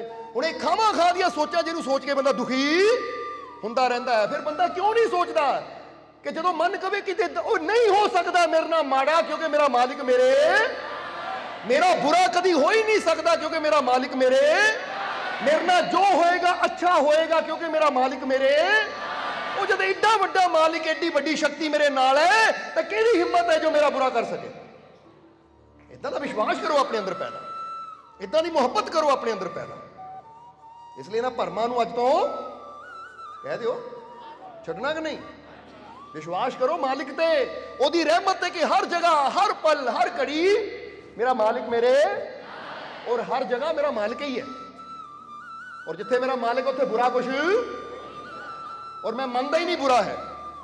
ਜਿੱਦਾਂ ਰਬੀਆ ਬਸਰੀ ਇੱਕ ਫਕੀਰ ਔਰਤ ਸੀ, ਕਿਸੇ ਨੇ ਪੁੱਛਿਆ ਰਬੀਆ ਨੂੰ, ਉਹ ਵੀ ਫਕੀਰ ਸੀ ਅੱਗੇ, ਜਿਹਦਾ ਨਾਮ ਸੀ ਹਸਨ ਬਸਰੀ। ਹਸਨ ਨੇ ਪੁੱਛਿਆ ਕਿ ਰਬੀਆ ਤੂੰ ਸ਼ੈਤਾਨ ਤੋਂ ਡਰਦੀ ਹੈ? क्योंकि मैंने तो शैतान तो बड़ा डर लगता है। तो रविया मुस्कुराई, वो कहती शैतान किहड़ा शैतान, कौन शैतान? कहती मैं अपनी इबादत की नज़र नाल सारे पासे देख लिया, मैनू किते शैतान मिले नहीं, मैंने तो हर जगह मेरा खुदा ही मिले, क्योंकि उस तो सिवा होर है ही नहीं। तो शैतान तो डरना की, जिहड़ी चीज़ है ही नहीं उस तो डरना की, डरिया उस तो जाता जो होवे, ਉਹ ਜਿੱਥੇ ਖੁਦਾ ਹੋਵੇ, ਉਹਦੀ ਰਹਿਮਤ ਹੋਵੇ, ਉੱਥੇ ਸ਼ੈਤਾਨ ਦਾ ਕੀ ਕੰਮ? ਫਿਰ ਕਵਾਂਗੇ ਹੁਣ ਇਹ ਤਾਂ ਸਾਡੇ ਤੇ ਹੈ ਨਾ, ਆਪਣੇ ਵਿਸ਼ਵਾਸ ਤੇ ਹੈ ਕਿ ਅਸੀਂ ਮੰਨੀਏ ਸ਼ੈਤਾਨ ਵੀ ਹੈ, ਭਗਵਾਨ ਵੀ ਹੈ, ਅਸੀਂ ਮੰਨੀਏ ਰੱਬ ਵੀ ਹੈ ਤਾਂ ਬੁਰਾ ਵੀ ਹੈ। ਬੋਲੋ ਸਮਝਦੇ ਹੋ ਕਿ ਨਹੀਂ? ਉਹ ਜੇ ਮੰਨਣਾ ਹੀ ਹੈ ਤਾਂ ਕਿਉਂ ਨਾ ਇੱਕੋ ਹੀ ਨੂੰ ਮੰਨ ਲਈਏ ਕਿ ਇੱਕ ਓਂਕਾਰ ਇੱਕੋ ਹੀ ਹੈ, ਉਹ ਤੋਂ ਸਿਵਾ ਹੋਰ ਕੋਈ ਬੁਰਾ, ਕੋਈ ਮਾੜਾ, ਹਰ ਪਾਸੇ ਅੱਛਾਈ ਹੀ। ਫਿਰ ਇਹ ਮੰਨੀਏ, ਵਿਸ਼ਵਾਸ ਕਰੀਏ। ਜਰਾ ਸੋਚ ਕੇ ਦੇਖੋ, ਇੱਕ ਗੱਲ ਦਾ ਆਪ ਜਵਾਬ ਦਿਓ ਦਿਲੋਂ ਸੋਚ ਕੇ, ਕਿਉਂਕਿ ਤੁਸੀਂ ਸਾਰੇ ਹੀ ਸਾਨੂੰ ਪਤਾ ਹੈ ਮਾਲਕਾਂ ਦੇ ਪਿਆਰੇ ਹੋ, ਅਕਲਮੰਦ ਹੋ, ਸਮਝਦਾਰ ਬੈਠੇ ਹੋ। ਆਪ ਸੋਚ ਕੇ ਦੇਖੋ ਕਿ ਜੇ ਅਸੀਂ ਇੱਥੇ ਮੰਨ ਲਈਏ ਕਿ ਹਰ ਜਗ੍ਹਾ ਪਰਮਾਤਮਾ ਹੀ ਹੈ, ਕਿਸੇ ਪਾਸੇ ਕੋਈ ਬੁਰਾ ਨਹੀਂ ਹੈ, ਕੋਈ ਸ਼ੈਤਾਨ ਨਹੀਂ ਹੈ, ਤਾਂ ਫਿਰ ਕੋਈ ਡਰ ਰਹਿ ਜਾਏਗਾ, ਕੋਈ ਚਿੰਤਾ ਰਹਿ ਜਾਏਗੀ, ਕੋਈ ਫਿਕਰ ਰਹਿ ਜਾਏਗੀ? ਫਿਰ ਜ਼ਿੰਦਗੀ ਵਧੀਆ ਨਹੀਂ ਹੋ ਜਾਏਗੀ, ਫਿਰ ਜ਼ਿੰਦਗੀ ਆਸਾਨ ਨਹੀਂ ਹੋ ਜਾਏਗੀ, ਫਿਰ ਡਰ ਰਹਿ ਜਾਏਗਾ। ਆ ਨਿੰਬੂ ਕੀ ਕਰ ਰਿਹਾ, ਸੰਧੂਰ ਕੀ ਕਰ ਰਿਹਾ ਹੈ, ਚੂੜੀਆਂ ਲਾਲ ਕੀ ਕਰ ਰਹੀਆਂ, ਜਾਦੂ ਟੂਣੇ ਕੀ ਕਰ ਰਹੇ, ਕਾਹਦਾ ਡਰ ਰਹਿ ਜਾਏਗਾ ਜੇ ਹਰ ਜਗ੍ਹਾ? ਤਾਂ ਜੇ ਅਸੀਂ ਇਹ ਵਿਸ਼ਵਾਸ ਕਰ ਸਕਦੇ ਤਾਂ ਇਹ ਮਾੜੀਆਂ ਚੀਜ਼ਾਂ ਤੇ ਵਿਸ਼ਵਾਸ ਕਿਉਂ ਕਰਨਾ? ਇਸ ਕਰਕੇ ਬਦਲੋ ਆਪਣੀ ਸੋਚ ਨੂੰ, ਕਿਉਂਕਿ ਅੱਜ ਬਦਲਾਵ ਜ਼ਰੂਰੀ ਹੈ। ਤਾਂ ਹੀ ਇੱਥੇ ਕਬੀਰ ਸਾਹਿਬ ਕਹਿੰਦੇ ਸੱਚਾ ਗੁਰੂ ਉਹੀ ਭਰਮ ਨਿਵਾਰਨ, ਔਰ ਅਸੀਂ ਇਹੀ ਕੋਸ਼ਿਸ਼ ਕਰ ਰਹੇ ਕਿ ਤੁਹਾਨੂੰ ਸਾਰੇ ਭਰਮਾਂ ਚੋਂ ਕੱਢ ਦਈਏ। ਔਰ ਦੂਜੀ ਗੱਲ ਉਹਨਾਂ ਦੀ ਭੈ ਹਰਨ, ਕਿ ਸਾਡੇ ਅੰਦਰ ਜਿੰਨੇ ਵੀ ਭੈ ਹੈ, ਜਿੰਨੇ ਵੀ ਡਰ ਹੈ, ਉਹ ਗੁਰੂ ਉਹ ਹੁੰਦਾ ਹੈ ਜਿਹੜਾ ਆਪਣੇ ਸ਼ਬਦਾਂ ਦੇ ਜ਼ਰੀਏ ਸਾਡੇ ਅੰਦਰਲੇ ਸਾਰੇ ਡਰ ਹੀ ਖਤਮ ਕਰ ਦੇਵੇ। ਇਹ ਗੁਰੂ ਦੀ ਨਿਸ਼ਾਨੀ ਹੈ। ਇਹ ਨਹੀਂ ਕਿ ਉਹਨੂੰ ਗੀਤਾ ਦੇ ਸ਼ਲੋਕ ਕਿੰਨੇ ਯਾਦ ਹੈ, ਉਹਨੂੰ ਮੰਤਰ ਕਿੰਨੇ ਯਾਦ ਹੈ, ਕੁਰਾਨ ਦੀਆਂ ਆਇਤਾਂ ਕਿੰਨੀਆਂ ਯਾਦ ਹੈ। ਹੁਣ ਇਦਾਂ ਤਾਂ ਕਿੰਨੇ ਵੀ ਯਾਦ ਕਰ ਲਓ, ਤੁਸੀਂ ਮੂੰਹ ਜ਼ਬਾਨੀ ਯਾਦ ਕਰ ਲਓਗੇ, ਪਰ ਕੀ ਫਾਇਦਾ ਜੇ ਤੁਸੀਂ ਦੂਜਿਆਂ ਦੇ ਮੂੰਹ ਭਰਮਾਂ ਚੋਂ ਨਾ ਕੱਢ ਪਾਏ, ਜੇ ਦੂਜਿਆਂ ਦੇ ਅੰਦਰ ਡਰ ਨੂੰ ਨਾ ਖਤਮ ਕਰ ਪਾਏ, ਤਾਂ ਫਿਰ ਕੀ ਫਾਇਦਾ ਉਹ ਗਿਆਨ ਦਾ? ਜਿੱਦਾਂ ਹੁਣ ਇਦਾਂ ਹੀ ਹੈ, ਸਮਝ ਲਓ ਇੱਕ ਨੌਜਵਾਨ ਕਹਿੰਦਾ ਕਿ ਜਿਮ 'ਚ ਮੈਂ ਨਾ 1.5 ਕੁਆਂਟਲ weight ਚੱਕਦਾ ਆ। ਸਮਝਦੇ ਹੋ ਕਿ ਨਹੀਂ? ਜਿਮ 'ਚ ਮੈਂ ਕੁਆਂਟਲ weight 1.5 ਕੁਆਂਟਲ weight ਚੱਕਦਾ, ਤੁਰਿਆ ਜਾ ਰਿਹਾ ਤਾਂ ਸਾਹਮਣੇ ਇੱਕ ਬਜ਼ੁਰਗ ਵਿਚਾਰਾ ਨਾ ਗਠੜੀ ਚੱਕਣ ਦੀ ਕੋਸ਼ਿਸ਼ ਕਰ ਰਿਹਾ ਹੈ, ਤਾਂ ਉਹ ਨੌਜਵਾਨ ਕੋਲ ਦੀ ਲੰਘ ਗਿਆ। ਤਾਂ ਫਿਰ ਬੰਦਾ ਕਹਿੰਦਾ ਸ਼ਰਮ ਕਰ, ਉਹ ਕੀ ਫਾਇਦਾ 1.5 ਕੁਆਂਟਲ weight ਤੂੰ ਵਜਨ ਚੱਕਦਾ ਹੈ ਜਿਮ 'ਚ, ਜੇ ਇੱਕ ਬਜ਼ੁਰਗ ਦਾ ਵਜਨ ਨਾ ਚੁਕਾ ਸਕਿਆ ਤਾਂ ਉਹ ਤੇਰੀ ਤਾਕਤ ਦਾ ਕੀ ਫਾਇਦਾ, ਉਹ ਤੇਰੀ ਸ਼ਕਤੀ ਦਾ ਕੀ ਫਾਇਦਾ, ਉਹ ਤਾਕਤ ਦਾ ਕੀ ਫਾਇਦਾ ਜਿਹੜੀ ਸਹੀ ਜਗ੍ਹਾ ਕੰਮ। ਤਾਕਤ ਵਧਾਈ ਇਸ ਲਈ ਜਾਂਦੀ ਕਿ ਅਸੀਂ ਦੂਜਿਆਂ ਦੀ ਹੈਲਪ, ਅਸੀਂ ਦੂਜਿਆਂ ਦੀ ਮਦਦ ਕਰ ਸਕੀਏ, ਦੂਜਿਆਂ ਦੀ ਜ਼ਿੰਦਗੀ ਨੂੰ ਆਸਾਨ ਬਣਾ ਸਕੀਏ, ਦੂਜਿਆਂ ਦੀ ਜੀਣ 'ਚ ਸਹਾਇਤਾ ਕਰ ਸਕੀਏ। ਇਸੇ ਲਈ ਪਰਮਾਤਮਾ ਸਾਨੂੰ ਤਾਕਤ ਦਿੰਦਾ ਹੈ। ਤਾਂ ਕੀ ਫਾਇਦਾ ਕਿ ਪਲੇਟਾਂ ਤਾਂ ਅਸੀਂ ਕੁਆਂਟਲ ਦੀਆਂ ਚੱਕ ਲੈਂਦੇ ਆ, ਡੰਬਲ ਤਾਂ ਅਸੀਂ 50-50 ਕਿਲੋ ਚੱਕ ਲੈਂਦੇ ਆ, ਪਰ ਕਿਸੇ ਦਾ ਬੋਝ ਨਾ ਚੱਕ ਸਕੀਏ, ਕਿਸੇ ਦੀ ਮਦਦ ਨਾ ਕਰ ਸਕੀਏ, ਕਿਸੇ ਨੂੰ ਸਹਾਰਾ ਨਾ ਦੇ ਸਕੀਏ, ਤਾਂ ਜਿਮ ਦੀ ਤਾਕਤ ਦਾ ਕੀ ਫਾਇਦਾ? ਬੋਲੋ ਸਮਝਦੇ ਹੋ ਕਿ ਨਹੀਂ? ਜੋ ਕਈ ਵਾਰ ਦੇਖਦੇ ਆ, ਬੰਦਾ ਕਹਿੰਦਾ ਮੈਂ ਤਾਂ ਜੀ ਇੰਨੇ ਦੀ ਡੈਡ ਲਿਫਟ ਕਰਦਾ ਹਾਂ, ਮੈਂ ਇੰਨਾ ਵਜਨ ਚੱਕਦਾ, ਪਰ ਸਿਲੰਡਰ ਚੱਕ ਕੇ ਪੌੜੀਆਂ ਚੜ੍ਹ ਨਹੀਂ ਹੁੰਦਾ, ਮਾਂ ਦਾ ਕੰਮ ਹੁੰਦਾ ਨਹੀਂ, ਤਾਂ ਕੀ ਫਾਇਦਾ? ਮੈਂ ਜੀ ਇੰਨੇ ਦੀ ਨਾ ਡੰਡ ਬੈਠਕਾਂ ਮਾਰਦਾ ਆ, 60-60 ਕਿਲੋ 80-80 ਕਿਲੋ ਦੀ ਨਾ ਮੈਂ ਪਲੇਟ ਰੱਖ ਕੇ ਮੰਡੇ ਤੇ 20-20 ਬੈਠਕਾਂ ਕੱਢਦਾ। ਉਹ ਕੀ ਫਾਇਦਾ ਬੈਠਕਾਂ ਕੱਢਣ ਦਾ ਜੇ ਮਾਂ ਨੇ ਕਿਹਾ ਪੁੱਤ ਚੱਕ ਕੇ ਸਿਲੰਡਰ ਨਾ ਕੋਠੇ ਰੱਖ ਦੇ? ਮੰਮੀ ਮੇਰੇ ਤੋਂ ਭਾਰਾ, ਮੇਰੇ ਤੋਂ ਨਹੀਂ ਚੱਕਣਾ। ਕੀ ਫਾਇਦਾ ਤੇਰੀ ਤਾਕਤ ਦਾ? ਮਾਂ ਦੇ ਕੰਮ ਨਾ ਆਈ, ਘਰ ਦੇ ਕੰਮ ਨਾ ਆਈ, ਕਿਸੇ ਹੋਰ ਦੇ ਕੰਮ ਨਾ ਆਈ, ਯਾਨੀ ਉਹਦੀ ਹੈਲਪ ਨਾ ਕੀਤੀ। ਬੋਲੋ ਸਮਝਦੇ ਹੋ ਕਿ ਨਹੀਂ? ਅਸੀਂ ਕਹਿੰਦੇ ਜੇ ਤੁਹਾਡੀ એનર્ਜੀ ਵੱਧਦੀ ਹੈ ਨਾ, એનર્ਜੀ ਦੇ ਨਾਲ ਨਾਲ ਜੇ ਤੁਹਾਡੀ ਤਾਕਤ ਵੱਧਦੀ ਹੈ, ਤਾਂ ਤਾਕਤ ਦੇ ਨਾਲ ਨਾਲ ਤੁਹਾਡੀ ਜ਼ਿੰਮੇਵਾਰੀ ਵੀ ਵੱਧਦੀ ਹੈ। ਕਿ ਮੇਰੀ ਤਾਕਤ ਵਧੀ ਹੈ ਤਾਂ ਜ਼ਿੰਮੇਵਾਰੀ ਵਧੀ, ਕਿ ਜਿੰਨਿਆਂ ਨੂੰ ਹੋ ਸਕਾਂ ਮੈਂ ਖੁਸ਼ੀ ਦੇਣ ਦੀ ਕੋਸ਼ਿਸ਼ ਕਰਾਂ, ਉਹਨਾਂ ਦੀ ਮਦਦ ਕਰਨ ਦੀ ਕੋਸ਼ਿਸ਼ ਕਰਾਂ, ਉਹਨਾਂ ਦਾ ਭਲਾ ਕਰਨ ਦੀ ਕੋਸ਼ਿਸ਼ ਕਰਾਂ, ਗਿਰਦਿਆਂ ਹੋਇਆਂ ਨੂੰ ਸਹਾਰਾ ਦੇ ਕੇ ਖੜਾ ਕਰਨ ਦੀ ਕੋਸ਼ਿਸ਼ ਕਰਾਂ। ਫਿਰ ਇਹ ਤਾਕਤ ਦਾ ਫਾਇਦਾ ਹੈ। ਤਾਂ ਕੀ ਫਾਇਦਾ ਉਹ ਤਾਕਤ ਦਾ? ਕੀ ਫਾਇਦਾ ਉਹ ਸ਼ਲੋਕਾਂ ਨੂੰ ਯਾਦ ਕਰਨ ਦਾ? ਕੀ ਫਾਇਦਾ ਮੰਤਰਾਂ ਨੂੰ ਯਾਦ ਕਰਨ ਦਾ? ਕੀ ਫਾਇਦਾ ਉਹ ਕਿਤਾਬਾਂ ਨੂੰ ਯਾਦ ਕਰਨ ਦਾ ਜੇ ਅਸੀਂ ਕਿਸੇ ਦਾ ਡਰ ਨਾ ਦੂਰ ਕਰ ਪਾਏ, ਕਿਸੇ ਦਾ ਭਰਮ ਨਾ ਦੂਰ ਕਰ ਪਾਏ, ਕਿਸੇ ਨੂੰ ਭੁਲੇਖਿਆਂ ਚੋਂ ਨਾ ਕੱਢ ਪਾਏ, ਕਿਸੇ ਦੀ ਬੈਟਰੀ ਨੂੰ ਵੀ ਚਾਰਜ ਨਾ ਕਰ ਪਾਏ? ਤਾਂ ਕੀ ਫਾਇਦਾ ਤਾਕਤ ਦਾ? ਆ ਬੈਟਰੀ ਚਾਰਜ ਕਰ ਰਹੇ ਤੁਹਾਡੀ, ਹੁੰਦੇ ਹੋ ਕਿ ਨਹੀਂ ਚਾਰਜ? ਇਸ ਕਰਕੇ ਭਰਮ ਨਿਵਾਰਨ ਭੈ ਹਰਨ, ਭਰਮਾਂ ਨੂੰ ਨਿਵਾਰਨਾ ਔਰ ਸਾਡੇ ਅੰਦਰਲੇ ਡਰਾਂ ਨੂੰ, ਸਾਡੇ ਅੰਦਰਲੇ ਡਰ ਨੂੰ ਦੂਰ ਕਰਨਾ ਔਰ ਦੂਰ ਕਰੇ ਸੰਦੇਹ। ਔਰ ਕਹਿੰਦੇ ਤੀਸਰਾ ਗੁਣ ਕੀ ਹੈ ਕਿ ਸਾਡੇ ਜਿੰਨੇ ਵੀ ਸੰਦੇਹ ਹੈ ਉਹ ਸਾਰੇ ਦੂਰ ਕਰ ਦੇਣੇ। ਸੰਦੇਹ ਯਾਨੀ ਸ਼ੰਕਾਵਾਂ, ਸਾਰੀਆਂ ਸ਼ੰਕਾਵਾਂ ਨੂੰ ਦੂਰ ਕਰ ਦੇਣਾ, ਇਹ ਗੁਰੂ ਦਾ ਕੰਮ ਹੁੰਦਾ ਹੈ।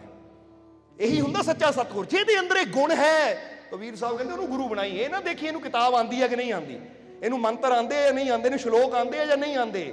ਇਹ ਦੇਖਣਾ ਕਿ ਇਹ ਗੁਣ ਗੁਰੂ ਦੇ ਹੋਣੇ ਚਾਹੀਦੇ ਹੈ ਕਿ ਉਹ ਸਾਨੂੰ ਭਰਮਾਂ ਚੋਂ ਕੱਢ ਸਕੇ, ਸਾਡੇ ਭੈ ਨੂੰ ਦੂਰ ਕਰ ਸਕੇ, ਭੈ ਯਾਨੀ ਡਰ ਨੂੰ ਦੂਰ ਕਰ ਸਕੇ, ਔਰ ਸਾਡੀਆਂ ਸ਼ੰਕਾਵਾਂ ਨੂੰ ਖਤਮ ਕਰਕੇ ਸਾਨੂੰ ਆਪਣੇ ਰੱਬ ਤੇ ਤਾਂ ਆਪਣੇ ਆਪ ਤੇ ਵਿਸ਼ਵਾਸ ਕਰਨਾ ਸਿਖਾ ਸਕੇ। ਕਿਉਂਕਿ ਜਿਹੜੇ ਬੰਦੇ ਨੂੰ ਸ਼ੰਕਾ ਹੈ ਨਾ ਕਿ ਹੈ ਨਹੀਂ ਕੋਈ ਰੱਬ, ਜਾਂ ਜਿਹਨੂੰ ਸ਼ੰਕਾ ਹੈ ਕਿ ਮੈਂ ਨਹੀਂ ਕਰ ਸਕਦਾ, ਇਦਾਂ ਦਾ ਇਨਸਾਨ ਕਦੀ ਕਾਮਯਾਬ, ਕਿਉਂਕਿ ਕਾਮਯਾਬ ਹੋਣ ਵਾਸਤੇ ਇਹ ਗੱਲ ਯਾਦ ਰੱਖਣਾ, ਕਾਮਯਾਬ ਹੋਣ ਵਾਸਤੇ ਤੈਨੂੰ ਆਪਣੇ ਆਪ ਤੇ ਤਾਂ ਆਪਣੇ ਰੱਬ ਤੇ ਯਕੀਨ ਹੋਣਾ ਬਹੁਤ ਹੀ ਜ਼ਰੂਰੀ ਹੈ ਕਿ ਮੈਨੂੰ ਆਪਣੇ ਤੇ ਵੀ ਯਕੀਨ ਹੈ ਕਿ ਮੈਂ ਕਰ ਸਕਦਾ ਆ, ਔਰ ਮੈਨੂੰ ਆਪਣੇ ਰੱਬ ਤੇ ਵੀ ਯਕੀਨ ਹੈ ਕਿ ਮੈਨੂੰ ਕਰਨ ਦੀ ਤਾਕਤ ਦੇਗਾ, ਮੈਨੂੰ ਸਫਲਤਾ ਜ਼ਰੂਰ। ਔਰ ਇਦਾਂ ਦੀ ਸੋਚ ਵਾਲੇ ਇਨਸਾਨ ਨੂੰ ਫਿਰ ਉਹ ਬੜੀ ਤੋਂ ਬੜੀ ਮੰਜ਼ਿਲ ਮਿਲ ਜਾਂਦੀ ਹੈ, ਜਿਹਦੇ ਬਾਰੇ ਕੋਈ ਸੋਚ ਨਹੀਂ ਸਕਦਾ। ਇਦਾਂ ਦੇ ਵਿਸ਼ਵਾਸ ਕਰਨ ਵਾਲੇ ਉਹ ਮੰਜ਼ਿਲ ਤੇ ਖੜ ਜਾਂਦੇ ਆ ਜਾ ਕੇ। ਸਮਝਦੇ ਹੋ ਕਿ ਨਹੀਂ? ਇੱਕ ਬੰਦਾ ਕਹਿੰਦਾ ਮੈਂ ਸੋਚਦਾ ਪਤਾ ਨਹੀਂ ਮੰਜ਼ਿਲ ਮਿਲਣੀ ਕਿ ਨਹੀਂ ਮਿਲਣੀ, ਉਹ ਸੋਚਦਾ ਹੀ ਰਹਿੰਦਾ ਹੈ, ਤਾਂ ਵਿਸ਼ਵਾਸ ਕਰਨ ਵਾਲੇ ਉੱਥੇ ਪਹੁੰਚ ਜਾਂਦੇ ਆ। ਉਹ ਕਹਿੰਦੇ ਦੇਖ ਤੂੰ ਸੋਚ ਰਿਹਾ ਸੀ ਤੇ ਅਸੀਂ ਮੰਜ਼ਿਲ ਨੂੰ ਪਾ ਲਿਆ। ਪਰ ਮੰਜ਼ਿਲ ਏਦਾਂ ਨਹੀਂ ਮਿਲਦੀ, ਉਹਦੇ ਵਾਸਤੇ ਸਾਹਸ ਨਾਲ, ਵਿਸ਼ਵਾਸ ਨਾਲ ਕਦਮ। ਹੁਣ ਇੱਥੇ ਕਿਸੇ ਨੂੰ ਕੋਈ ਦੁੱਖ ਹੋਵੇ, ਕਿਸੇ ਨੂੰ ਕੋਈ ਤਕਲੀਫ ਹੋਵੇ, ਕਿ ਸੋਚਦਾ ਹੀ ਰਹਿੰਦਾ ਹੈ ਹਾਏ ਪਤਾ ਨਹੀਂ ਮੇਰਾ ਦੁੱਖ ਦੂਰ ਹੋਣਾ ਜਾਂ ਨਹੀਂ ਹੋਣਾ, ਤਾਂ ਦੂਜਾ ਪਤਾ ਕੀ ਕਹਿੰਦਾ, ਉਹ ਦੇਖ ਤੂੰ ਸੋਚ ਹੀ ਰਿਹਾ ਸੀ ਤਾਂ ਮੈਂ ਆਪਣੇ ਮਾਲਿਕ ਦੇ ਰਹਿਮਤ ਨਾਲ, ਵਿਸ਼ਵਾਸ ਨਾਲ ਇਹ ਦੁੱਖ ਨੂੰ ਮਿਟਾ ਕੇ ਅੱਜ ਖੁਸ਼ੀਆਂ ਦੀ ਮੰਜ਼ਿਲ ਨੂੰ ਪਾ ਵੀ ਲਿਆ। ਉਹ ਸਮਝਦੇ ਹੋ ਕਿ ਨਹੀਂ? ਇਸ ਲਈ ਸਿਰਫ ਸੋਚਣ ਵਾਲੇ ਨਾ ਬਣੋ ਕਿ ਹੋਏਗਾ ਜਾਂ ਨਹੀਂ ਹੋਏਗਾ, ਉਹ ਵਿਸ਼ਵਾਸ ਵਾਲੇ ਬਣੋ ਕਿ ਮੇਰਾ ਮਾਲਿਕ ਮੇਰੇ ਨਾਲ ਹੈ ਤਾਂ ਮੈਨੂੰ ਖੁਸ਼ੀਆਂ ਦੀ ਮੰਜ਼ਿਲ ਜ਼ਰੂਰ, ਮੈਨੂੰ ਕਾਮਯਾਬੀ ਜ਼ਰੂਰ, ਮੈਨੂੰ ਸਫਲਤਾ ਜ਼ਰੂਰ, ਮੇਰੇ ਦੁੱਖਾਂ ਦਾ ਅੰਤ ਜ਼ਰੂਰ। ਤਾਂ ਬਸ ਇਹ ਵਿਸ਼ਵਾਸ ਰੱਖਣਾ ਹੈ, ਕਿਉਂਕਿ ਸੋਚਣ ਵਾਲੇ ਬਹੁਤ ਹੈ, ਕਰਨ ਵਾਲਾ ਕੋਈ ਵਿਰਲਾ ਹੁੰਦਾ ਹੈ। ਔਰ ਅਸੀਂ ਇਹੀ ਚਾਹੁੰਦੇ ਹਾਂ ਕਿ ਜਿੰਨੇ ਵੀ ਮਾਲਕ ਨਾਲ ਜੁੜ ਗਏ ਨਾ, ਉਹ ਸਿਰਫ ਸੋਚਣ ਨਾ, ਉਹ ਕਰਨ ਵਾਲੇ ਬਣ, ਉਸ ਮੰਜ਼ਿਲ ਤੇ ਪਹੁੰਚਣ ਵਾਲੇ ਬਣਨ, ਤਾਂ ਕਿ ਦੁਨੀਆ ਦੇਖੇ ਕਿ ਜਿਹੜਾ ਮਾਲਿਕ ਦਾ ਹੋ ਗਿਆ ਫਿਰ ਉਹ ਥੱਲੇ ਨਹੀਂ, ਉਹ ਤਾਂ ਕਾਮਯਾਬੀ ਦੀ ਬੁਲੰਦੀ ਤੇ ਮਿਲਦਾ ਹੈ। ਸਮਝਦੇ ਹੋ? ਕਿਉਂਕਿ ਨਜ਼ਰ ਆਵੇ ਦੁਨੀਆ ਨੂੰ ਕਿ ਪਹਿਲਾਂ ਜ਼ਮੀਨ ਤੇ ਸੀ, ਪਹਿਲਾਂ ਇੱਥੇ ਦੁੱਖਾਂ 'ਚ ਸੀ, ਉਹ ਜਦੋਂ ਦਾ ਮਾਲਿਕ ਦਾ ਹੋਇਆ ਹੁਣ ਤਾਂ ਥੱਲੇ ਦਾ ਮਿਲਦਾ ਹੀ ਨਹੀਂ ਦੁੱਖਾਂ 'ਚ, ਹੁਣ ਤਾਂ ਇਹ ਮਿਲਦਾ ਹੀ ਆਨੰਦ ਦੀਆਂ ਉਚਾਈਆਂ ਤੇ ਹੈ। ਕਾਮਯਾਬੀ ਦੀਆਂ ਪਹਾੜੀਆਂ ਦੀ ਤਾਂ ਸਿਖਰ ਹੁੰਦੇ ਆ ਨਾ, ਹੁਣ ਤਾਂ ਮਿਲਦਾ ਹੀ ਖੁਸ਼ੀਆਂ ਦੇ ਸਿਖਰ ਤੇ ਹੈ। ਔਰ ਵਾਕਈ ਜੇ ਮਾਲਿਕ ਦੇ ਦਿਲੋਂ ਹੋ ਗਏ, ਸੱਚੇ ਦਿਲੋਂ ਮਾਲਿਕ ਨਾਲ ਜੁੜ ਗਏ, ਤਾਂ ਵਾਅਦਾ ਹੈ ਤੁਹਾਨੂੰ ਸਿਖਰ ਤੇ ਲੈ ਕੇ ਜਾਵਾਂਗੇ ਅਸੀਂ। ਕਿਉਂਕਿ ਨਾ ਆਪ ਅਸੀਂ ਡਰਦੇ ਆ ਤਾਂ ਨਾ ਤੁਹਾਨੂੰ ਕਦੀ ਡਰਨ ਦੇਵਾਂਗੇ, ਨਾ ਆਪ ਅਸੀਂ ਕਿਸੇ ਨੈਗੇਟਿਵਿਟੀ ਦੀ ਪਰਵਾਹ ਕਰਦੇ ਆ, ਕਿਉਂਕਿ ਹੈ ਹੀ ਨਹੀਂ, ਮੰਨਦੇ ਹੀ ਨਹੀਂ ਆ, ਤਾਂ ਨਾ ਤੁਹਾਨੂੰ ਨੈਗੇਟਿਵਿਟੀ ਵਿੱਚ ਜੀਣ ਦੇਵਾਂਗੇ। ਆਪ ਅਸੀਂ ਪੋਜ਼ਿਟਿਵ ਆ, ਆਪ ਅਸੀਂ એનર્ਜੀ ਨਾਲ ਭਰਪੂਰ ਆ, ਤਾਂ ਫਿਕਰ ਨਾ ਕਰੋ, ਤੁਹਾਨੂੰ ਵੀ ਭਰਪੂਰ ਕਰਕੇ ਰਵਾਂਗੇ, ਤੁਹਾਨੂੰ ਵੀ ਉਸ ਬੁਲੰਦੀ ਤੇ ਲੈ ਕੇ ਜਾਵਾਂਗੇ। ਕਿਉਂਕਿ ਬਹੁਤ ਬੜੀ ਸੋਚ ਹੈ ਤੁਹਾਨੂੰ ਲੈ ਕੇ ਸਾਡੀ, ਪਰ ਇਹ ਹੈ ਕਿ ਵਿਸ਼ਵਾਸ ਤਾਂ ਤੁਹਾਨੂੰ ਹੀ ਕਰਨਾ ਪੈਣਾ ਹੈ, ਯਕੀਨ ਤਾਂ ਤੁਹਾਨੂੰ ਹੀ ਕਰਨਾ ਪੈਣਾ। ਜੇ ਇੰਨਾ ਸਮਝਾਉਣ ਦੇ ਬਾਵਜੂਦ ਵੀ ਤੁਸੀਂ ਸੋਚੀ ਜਾਓ ਨਹੀਂ ਜੀ ਮੈਂ ਤਾਂ ਨਹੀਂ ਮੰਨਦਾ, ਮੈਂ ਤਾਂ ਮੰਨਦਾ ਕਿ ਨੈਗੇਟਿਵਿਟੀ ਹੈ, ਮੈਂ ਤਾਂ ਮੰਨਦਾ ਭੂਤ ਪ੍ਰੇਤ ਹੈ, ਤਾਂ ਭਾਈ ਫਸਿਆ ਰਹਿ ਫਿਰ। ਕਿਉਂਕਿ ਫਿਰ ਤੂੰ ਹੀ ਆਪਣੀ ਜ਼ਿੰਦਗੀ ਨੂੰ ਆਪ ਦੁੱਖਾਂ ਨਾਲ ਭਰ ਰਿਹਾ, ਫਿਰ ਤੂੰ ਹੀ ਆਪਣੀ ਜ਼ਿੰਦਗੀ ਨੂੰ ਨਰਕ ਬਣਾ ਰਿਹਾ ਹਾਂ। ਕਿਉਂਕਿ ਫਿਰ ਕਹਾਂਗੇ, ਮਹਾਤਮਾ ਬੁੱਧ ਕਹਿੰਦੇ ਆ ਕਿ ਇਨਸਾਨ ਜੋ ਉਮੀਦ ਕਰਦਾ ਹੈ ਉਹਨੂੰ ਉਹੀ ਮਿਲਦਾ ਹੈ। ਹੁਣ ਜੇ ਉਮੀਦ ਹੀ ਕਰ ਲਈ ਕਿ ਬੁਰਾ ਹੈ ਤਾਂ ਤੈਨੂੰ ਬੁਰਾ ਹੀ ਮਿਲਣਾ ਹੈ, ਤਾਂ ਜੇ ਉਮੀਦ ਕਰ ਲਈ ਸਭ ਜਗ੍ਹਾ ਮੇਰਾ ਮਾਲਕ ਹੀ ਹੈ, ਹਰ ਜਗ੍ਹਾ ਅੱਛਾ ਹੋਏਗਾ, ਉਮੀਦ ਅੱਛੇ ਦੀ ਹੈ ਤਾਂ ਹੋਏਗਾ ਵੀ। ਇਸ ਨੂੰ ਅੱਛਾ ਚਾਹੁੰਦੇ ਹੋ ਨਾ, ਅੱਜ ਤੋਂ ਉਮੀਦ, ਉਮੀਦ ਦਾ ਮਤਲਬ ਸਮਝਦੇ ਹੋ ਨਾ, ਇੱਕ ਵਿਸ਼ਵਾਸ, ਇੱਕ ਆਸ, ਇੱਕ ਉਮੀਦ, ਇੱਕ ਯਕੀਨ ਕਿ ਮੇਰੇ ਨਾਲ ਜੋ ਹੋਏਗਾ, ਆਵਾਜ਼ ਦੇ ਦੇਣੀ, ਮੇਰੇ ਨਾਲ ਜੋ ਹੋਏਗਾ, ਮੇਰੇ ਨਾਲ ਜੋ ਹੋਏਗਾ, ਮੈਨੂੰ ਆਪਣੇ ਮਾਲਿਕ ਤੇ ਪੂਰਾ, ਮੇਰੇ ਨਾਲ ਜੋ ਹੋਏਗਾ, ਕਿਉਂਕਿ ਮੇਰਾ ਮਾਲਿਕ ਮੇਰੇ, ਮੇਰਾ ਮਾਲਿਕ ਮੇਰੇ, ਮੇਰਾ ਮਾਲਿਕ ਮੇਰੇ। ਇਦਾਂ ਦੀ એનર્ਜੀ ਚਾਹੀਦੀ ਹੈ ਤੁਹਾਡੇ ਅੰਦਰ, ਬੁਰਾ ਕੀ ਹੋਣਾ ਹੈ।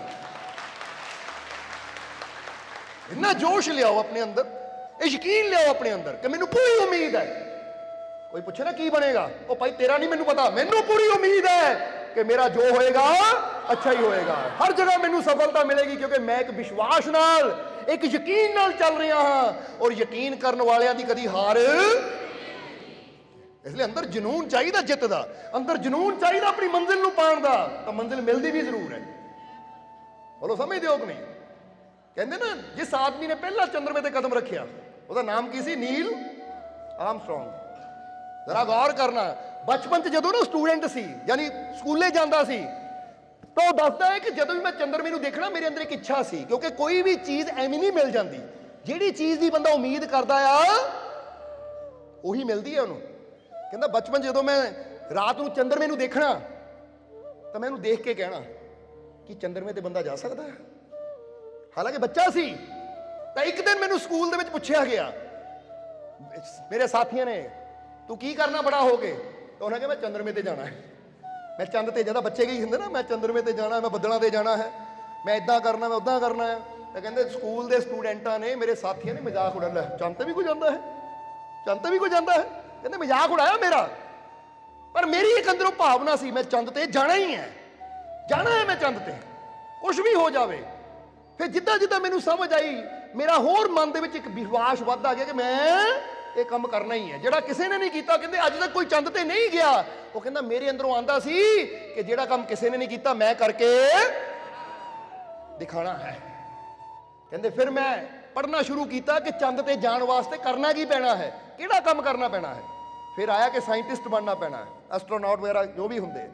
ਫਿਰ ਉਹਦੇ ਵਾਸਤੇ ਮੈਨੂੰ ਕਿਹੜੀ ਪੜ੍ਹਾਈ ਕਰਨੀ ਚਾਹੀਦੀ ਹੈ, ਤਾਂ ਜੋ ਉਹਦੇ ਵਾਸਤੇ ਆਇਆ ਮੈਥ ਹੋਣੀ ਚਾਹੀਦੀ ਹੈ, ਕੈਮਿਸਟ ਹੋਣੀ ਚਾਹੀਦੀ ਹੈ, ਜੋ ਵੀ, ਜਿਹਦਾ ਕਹਿੰਦੇ ਨਾ ਡਾਕਟਰ ਬਣਨਾ ਮੈਡੀਕਲ ਚਾਹੀਦਾ ਹੈ। ਫਿਰ ਮੈਂ ਉੱਤੇ ਪੜ੍ਹਾਈ ਕੀਤੀ, ਮਿਹਨਤ ਕੀਤੀ, ਯਾਨੀ ਉਸ ਰਸਤੇ ਚੱਲਿਆ। ਔਰ ਫਿਰ ਸਭ ਤੋਂ ਬੜੀ ਖੁਸ਼ੀ ਕਹਿੰਦੇ ਮੈਨੂੰ ਉਦੋਂ ਹੋਈ ਜਦੋਂ ਚੰਦਰਮੇ ਤੇ ਜਾਣ ਦਾ ਵਿਹਾਨ ਸੀ, ਤਾਂ ਉਸ ਲਈ ਮੇਰਾ ਨਾਮ ਚੁਣਿਆ ਗਿਆ। ਔਰ ਜਿਸ ਵੇਲੇ, ਕਹਾਣੀ ਤਾਂ ਉਹਨੇ ਬਹੁਤ ਲੰਬੀ ਦੱਸੀ ਤੇ ਸ਼ਾਰਟ 'ਚ ਦੱਸ ਰਹੇ ਆ, ਕਿ ਜਿਸ ਵੇਲੇ ਮੈਂ ਪਹਿਲਾ ਕਦਮ ਚੰਦਰਮੇ ਤੇ ਰੱਖਿਆ ਤਾਂ ਸਭ ਤੋਂ ਜ਼ਿਆਦਾ ਖੁਸ਼ੀ ਉਸ ਲਈ ਕਹਿੰਦੇ ਸਾਡੇ ਰਾਸ਼ਟਰਪਤੀ ਨੂੰ ਜਾਂ ਦੇਸ਼ ਵਾਸੀਆਂ ਨੂੰ ਕੀ ਹੋਣੀ ਸੀ, ਪਰ ਸਭ ਤੋਂ ਜ਼ਿਆਦਾ ਖੁਸ਼ੀ ਮੈਨੂੰ ਹੋਈ ਕਿ ਮੇਰਾ ਬਚਪਨ ਦਾ ਸੁਪਨਾ ਅੱਜ ਸੱਚ ਹੋ ਗਿਆ। ਕਿ ਜਿਹਨੂੰ ਕਹਿੰਦੇ ਸੀ ਨਹੀਂ ਹੋ ਸਕਦਾ, ਤਾਂ ਅੱਜ ਮੇਰਾ ਪਹਿਲਾ ਕਦਮ ਚੰਦ ਤੇ ਪਿਆ। ਕਿਉਂਕਿ ਉਹਨੂੰ ਯਕੀਨ ਸੀ, ਉਹ ਯਕੀਨ ਦੇ ਨਾਲ ਮਿਹਨਤ ਕਰਦਾ ਗਿਆ, ਉਸ ਰਸਤੇ ਚੱਲਦਾ ਗਿਆ। ਤਾਂ ਦੇਖੋ ਜਿਹੜੀ ਬਚਪਨ 'ਚ ਉਮੀਦ ਕੀਤੀ ਸੀ, ਜਿੱਥੇ ਦੋਸਤਾਂ ਨੇ, ਲੋਕਾਂ ਨੇ ਉਹਦਾ ਮਜ਼ਾਕ ਉਡਾਇਆ ਸੀ, ਅੱਜ ਉਹਦੀ ਗੱਲ ਹਕੀਕਤ ਹੋ ਗਈ। ਕੁਛ ਵੀ ਚੀਜ਼ ਨੂੰ ਪਾਣਾ ਔਖਾ ਨਹੀਂ ਹੈ। ਚੰਦਰਮਾ ਚਾਹੇ ਜਿੰਨਾ ਮਰਜ਼ੀ ਦੂਰ ਹੈ, ਪਹੁੰਚ ਸਕਦੇ ਹੋ ਤੁਸੀਂ। ਬਸ ਇੱਕ ਯਕੀਨ ਹੋਣਾ ਚਾਹੀਦਾ ਹੈ, ਵਿਸ਼ਵਾਸ ਹੋਣਾ ਚਾਹੀਦਾ ਕਿ ਮੈਨੂੰ ਮੇਰੀ ਮੰਜ਼ਿਲ ਜ਼ਰੂਰ, ਬੋਲੋ ਸਮਝਦੇ ਹੋ ਕਿ ਨਹੀਂ?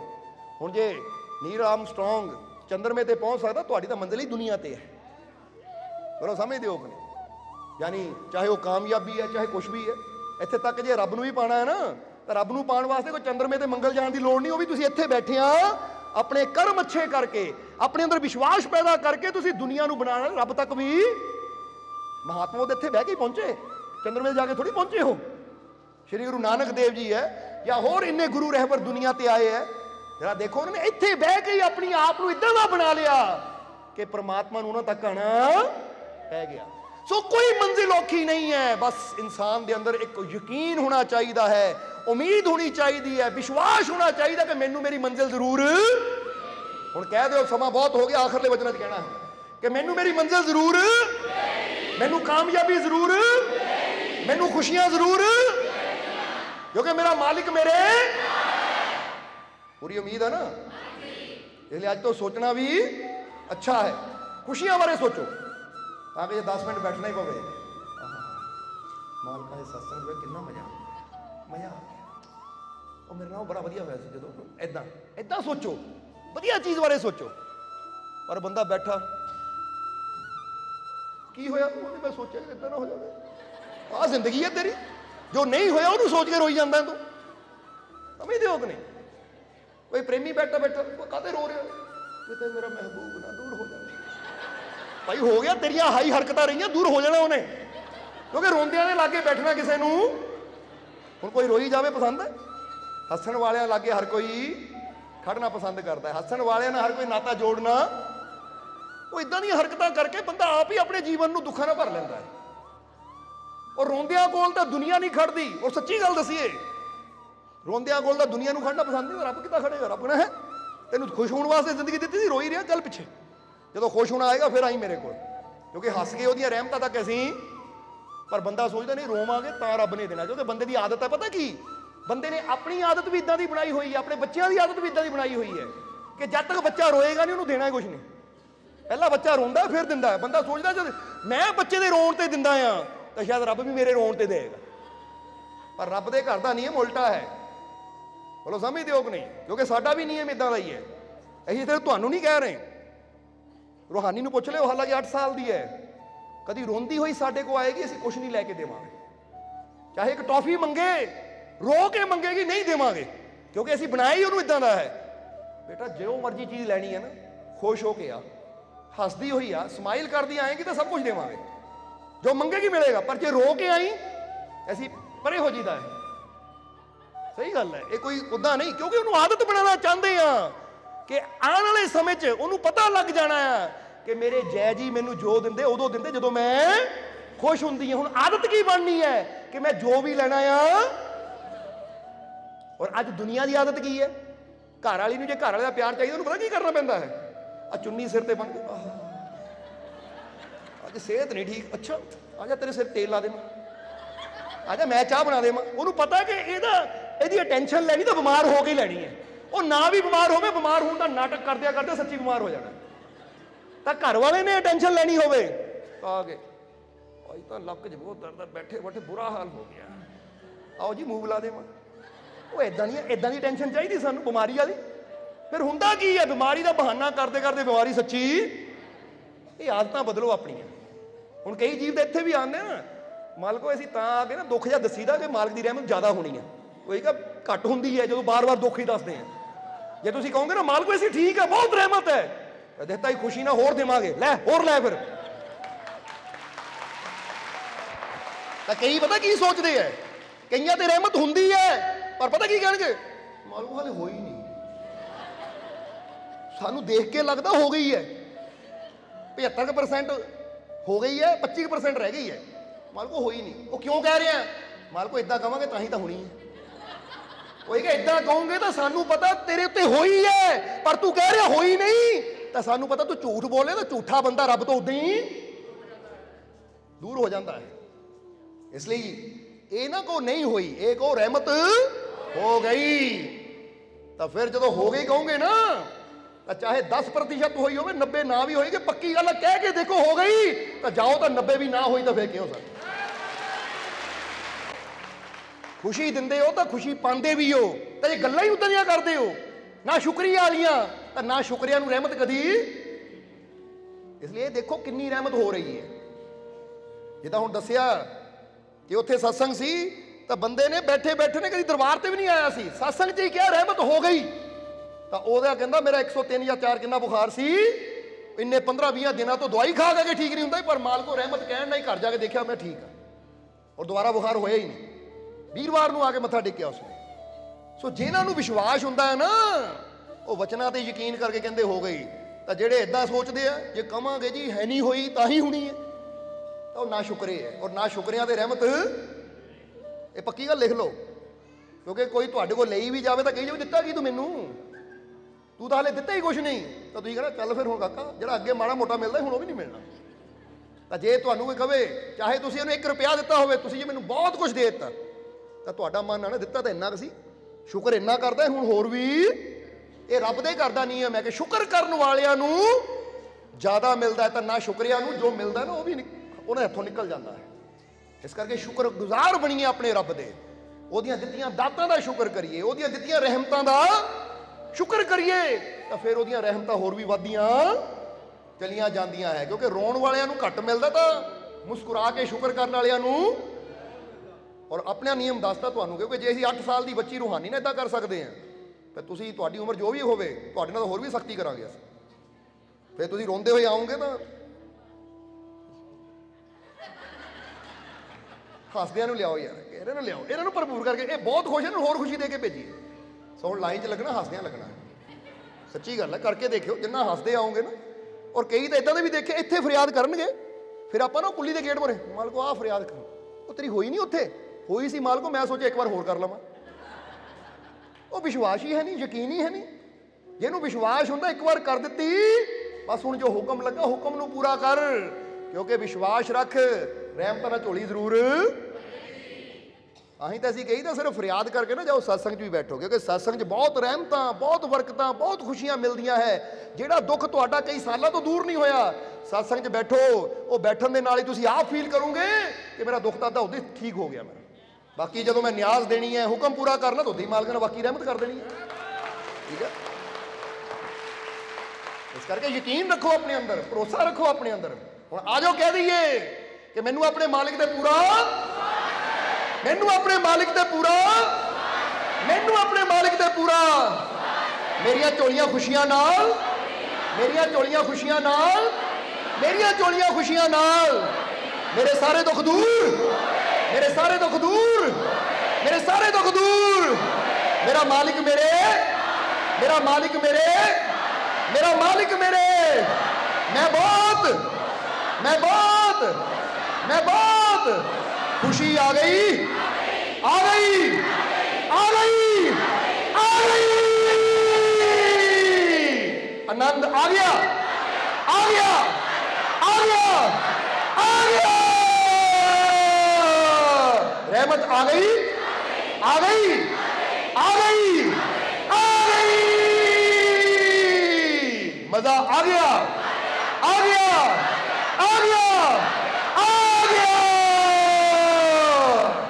ऐसे आनंद लेते रहो। फिर आज तो डर बंद, परम निवारण भयहरण, दूर करे संदेह, गठिया खोले ज्ञान की, सो सतगुर कर। ਜਿਹੜਾ ਅੰਦਰੋਂ ਗਿਆਨ ਦੀ ਗਠੜੀ ਖੋਲ ਦੇਵੇ, ਆਪਣੇ ਰੱਬ ਨਾਲ ਵਿਸ਼ਵਾਸ ਕਰਨਾ, ਪਿਆਰ ਕਰਨਾ, ਯਕੀਨ ਕਰਨਾ ਸਿਖਾ ਦੇਵੇ, ਉਹੀ ਕਹਿੰਦੇ ਸਤਿਗੁਰ ਹੈ। ਐਸੇ ਸਤਿਗੁਰ ਨਾਲ ਜੁੜ ਜਾ ਤਾਂ ਫਿਰ ਤੇਰੇ ਜੀਵਨ ਦੀਆਂ ਵੀ ਸਾਰੀਆਂ ਚਿੰਤਾਵਾਂ ਦਾ ਅੰਤ ਹੋ ਜਾਏਗਾ, ਤੇਰਾ ਜੀਵਨ ਸਫਲ ਹੋ ਜਾਏਗਾ। ਇਸ ਲਈ ਆਓ ਮਾਲਿਕ ਦੇ ਚਰਨਾਂ ਨਾਲ ਜੁੜ ਕੇ, ਨਾਮ ਦੇ ਨਾਲ ਜੁੜ ਕੇ, ਸ਼ਬਦ ਦੇ ਨਾਲ ਜੁੜ ਕੇ ਆਪਣੀ ਜ਼ਿੰਦਗੀ ਨੂੰ ਸਫਲ ਬਣਾਈਏ ਔਰ ਆਪਣੇ ਜੀਵਨ ਦੇ ਸਾਰੇ ਭਰਮਾਂ ਨੂੰ, ਸਾਰੇ ਡਰਾਂ ਨੂੰ, ਸਾਰੀਆਂ ਚਿੰਤਾਵਾਂ ਸ਼ੰਕਾਵਾਂ ਨੂੰ ਆਪਣੇ ਜੀਵਨ ਚੋਂ ਖਤਮ ਕਰ ਦਈਏ ਔਰ ਆਪਣੇ ਮਾਲਿਕ ਦੇ ਪਿਆਰ ਵਿਸ਼ਵਾਸ ਦੇ ਰੰਗ ਨਾਲ ਇਦਾਂ ਆਪਣੇ ਜੀਵਨ ਨੂੰ ਰੰਗ ਦਈਏ ਕਿ ਜਿੱਧਰ ਜਾਈਏ, ਜਿੱਧਰ ਕਦਮ ਉਠਾਈਏ, ਆਪਣੇ ਮਾਲਿਕ ਦੀ ਰਹਿਮਤ ਨੂੰ ਪਾਈਏ, ਕਾਮਯਾਬੀ ਨੂੰ ਪਾਈਏ, ਸਫਲਤਾ ਨੂੰ ਪਾਈਏ, ਖੁਸ਼ੀਆਂ ਨੂੰ ਪਾਈਏ। ਕਿਉਂਕਿ ਜੋ ਵੀ ਆਪਣੇ ਮਾਲਿਕ ਦੇ ਵਿਸ਼ਵਾਸ ਨਾਲ ਕਦਮ ਉਠਾਉਂਦਾ ਹੈ ਉਹ ਹਰ ਜਗ੍ਹਾ ਖੁਸ਼ੀਆਂ, ਕਾਮਯਾਬੀ ਆਉਂਦਾ ਹੈ। ਜੇ ਖੁਸ਼ੀਆਂ, ਕਾਮਯਾਬੀਆਂ ਨੂੰ ਹਾਸਿਲ ਕਰਨਾ ਹੈ ਤਾਂ ਪੂਰੇ ਯਕੀਨ ਵਿਸ਼ਵਾਸ ਨਾਲ ਕਦਮ ਵਧਾਉਂਦੇ ਜਾਓ, ਖੁਸ਼ੀਆਂ, ਕਾਮਯਾਬੀ, ਸਫਲਤਾ, ਰਹਿਮਤਾਂ ਪਾਉਂਦੇ ਜਾਓ। ਸੋ ਆਉਣ ਵਾਲਾ ਹਰ ਪਲ ਤੁਹਾਡੇ ਵਾਸਤੇ ਖੁਸ਼ੀਆਂ, ਕਾਮਯਾਬੀ, ਸਫਲਤਾ ਭਰਿਆ ਹੋਵੇ। ਔਰ ਹੁਣ ਅੰਤ ਵਿੱਚ ਇਹੀ ਉਸ ਮਾਲਕ ਦੇ ਚਰਨਾਂ 'ਚ ਅਰਦਾਸ ਬੇਨਤੀ ਕਰਾਂਗੇ ਕਿ ਅੱਜ ਜਿੰਨੇ ਵੀ ਜੀ ਉਸ ਮਾਲਕ ਦੇ ਘਰ 'ਚ ਹਾਜ਼ਰੀ ਲਗਾ ਰਹੇ ਆ, ਮਾਲਕ ਤੁਹਾਡੀ ਸਭ ਦੀ ਹਾਜ਼ਰੀ ਨੂੰ ਆਪਣੇ ਚਰਨਾਂ 'ਚ ਕਬੂਲ ਕਰਨ। ਔਰ ਬਹੁਤ ਜੀ ਮਾਲਕ ਦੇ ਨਾਮ ਦੀਆਂ ਨਿਆਜ਼ਾਂ ਵੀ ਲੈ ਕੇ ਆਏ ਹੈ। ਜੇ ਕੋਈ ਆਪਣੀ ਤਕਲੀਫ, ਦੁੱਖ ਦੀ ਨਿਆਜ਼ ਲੈ ਕੇ ਆਇਆ ਹੈ ਤਾਂ ਜਿਸ ਭਾਵਨਾ ਨੂੰ ਜੀਵ ਨਿਆਜ਼ ਲੈ ਕੇ ਆਇਆ ਹੈ, ਮਾਲਕ ਉਹਦੀ ਉਹ ਨਿਆਜ਼ ਨੂੰ ਕਬੂਲ ਕਰਨ ਔਰ ਉਹਦੀ ਉਹ ਭਾਵਨਾ ਨੂੰ, ਕਾਮਨਾ ਨੂੰ ਪੂਰਾ ਕਰਨ। ਔਰ ਅੱਜ ਬਹੁਤ ਜੀਵ ਖੁਸ਼ੀ ਦੀ ਨਿਆਜ਼ ਵੀ ਲੈ ਕੇ ਆਏ ਹੈ। ਜਿਹੜੇ ਜੀਵ ਖੁਸ਼ੀ ਦੀਆਂ ਨਿਆਜ਼ਾਂ ਲੈ ਕੇ ਆਏ ਹੈ, ਮਾਲਕ ਉਹਨਾਂ ਦੀਆਂ ਖੁਸ਼ੀ ਦੀਆਂ ਨਿਆਜ਼ਾਂ ਨੂੰ ਕਬੂਲ ਕਰਨ ਔਰ ਉਹਨਾਂ ਦੀ ਝੋਲੀ 'ਚ ਇੰਨੀਆਂ ਰਹਿਮਤਾਂ ਪਾਉਣਗੇ ਕਦੀ ਫਰਿਆਦ ਕਰਨ ਦੀ, ਮੰਗਣ ਦੀ ਉਹਨਾਂ ਨੂੰ ਲੋੜ ਹੀ ਨਾ ਪਵੇ। ਔਰ ਬਹੁਤ ਜੀਵ ਐਸੇ ਜਿਹੜੇ ਸੇਵਾ 'ਚ ਯੋਗਦਾਨ ਦੇਣ ਵਾਲੇ ਹੈ, ਮਾਲਕ ਉਹਨਾਂ ਦੀਆਂ ਕਮਾਈਆਂ ਵੀ ਬਰਕਤਾਂ ਪਾਉਣ। ਕਿਉਂਕਿ ਜਿਹੜੇ ਸੰਗਤ ਦੀ, ਲੰਗਰ ਦੀ ਜਾਂ ਦਰਬਾਰ ਦੀ ਸੇਵਾ 'ਚ ਆਪਣੀ ਕਮਾਈ 'ਚੋਂ, ਕਿਰਤ ਕਮਾਈ 'ਚੋਂ ਯੋਗਦਾਨ ਦਿੰਦੇ ਆ, ਮਾਲਕ ਉਹਨਾਂ ਦੇ ਰਿਜ਼ਕ 'ਚ ਵੀ ਬਰਕਤਾਂ ਪਾਉਣ ਤਾਂ ਕਿ ਇਸੇ ਤਰ੍ਹਾਂ ਮਾਲਕ ਦੇ ਘਰ ਦੀ ਸੇਵਾ ਕਰਕੇ, ਸਹਿਯੋਗ ਦੇ ਕੇ ਉਹ ਮਾਲਕ ਦੀਆਂ ਰਹਿਮਤਾਂ ਹਾਸਲ ਕਰਦੇ ਰਹਿਣ। ਔਰ ਮਾਲਕ ਸਦਾ ਤੁਹਾਡੇ ਤੇ ਆਪਣੀ ਰਹਿਮਤ, ਬਖਸ਼ਿਸ਼, ਕਿਰਪਾ ਬਣਾਏ ਰੱਖੇ। ਆਉਣ ਵਾਲਾ ਸਮਾਂ ਤੁਹਾਡੇ ਸਭ ਦੇ ਵਾਸਤੇ ਕਾਮਯਾਬੀ, ਸਫਲਤਾ, ਖੁਸ਼ੀਆਂ ਭਰਿਆ ਹੋਵੇ। ਦਿਨ ਦੁਗਣੀ ਰਾਤ ਚੌਗਣੀ ਤਰੱਕੀ ਦੇਵੇ। ਉਹ ਮਾਲਕ ਤੁਹਾਡੀਆਂ ਸਭ ਦੀਆਂ ਤਕਲੀਫਾਂ, ਦੁੱਖਾਂ, ਦਰਦਾਂ ਨੂੰ ਦੂਰ ਕਰੇ। ਤੁਹਾਡੇ ਸਭ ਦੇ ਜੀਵਨ 'ਚ ਖੁਸ਼ੀਆਂ, ਖੇੜੇ, ਆਨੰਦ ਹਮੇਸ਼ਾ ਬਣਿਆ ਰਵੇ। ਇਹੀ ਸਾਡੀ ਉਸ ਮਾਲਕ ਦੇ ਚਰਨਾਂ 'ਚ ਅਰਦਾਸ ਬੇਨਤੀ ਹੈ। ਔਰ ਹੁਣ ਅੰਤ ਵਿੱਚ ਤੁਹਾਡੇ ਸਭ ਦੇ ਅੰਦਰ ਵਸਦੇ ਉਸ ਮਾਲਕ ਨੂੰ ਅਸੀਂ ਪ੍ਰਣਾਮ ਕਰਦੇ ਹਾਂ। ਸਾਡਾ ਪ੍ਰਣਾਮ ਸਵੀਕਾਰ ਕਰੋ। ਜੈ ਮਾਲਕ ਦੀ।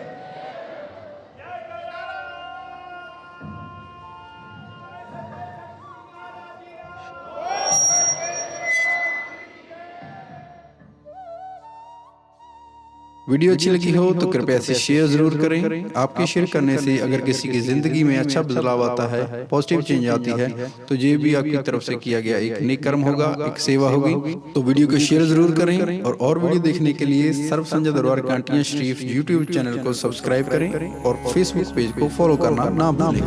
जय माता दी।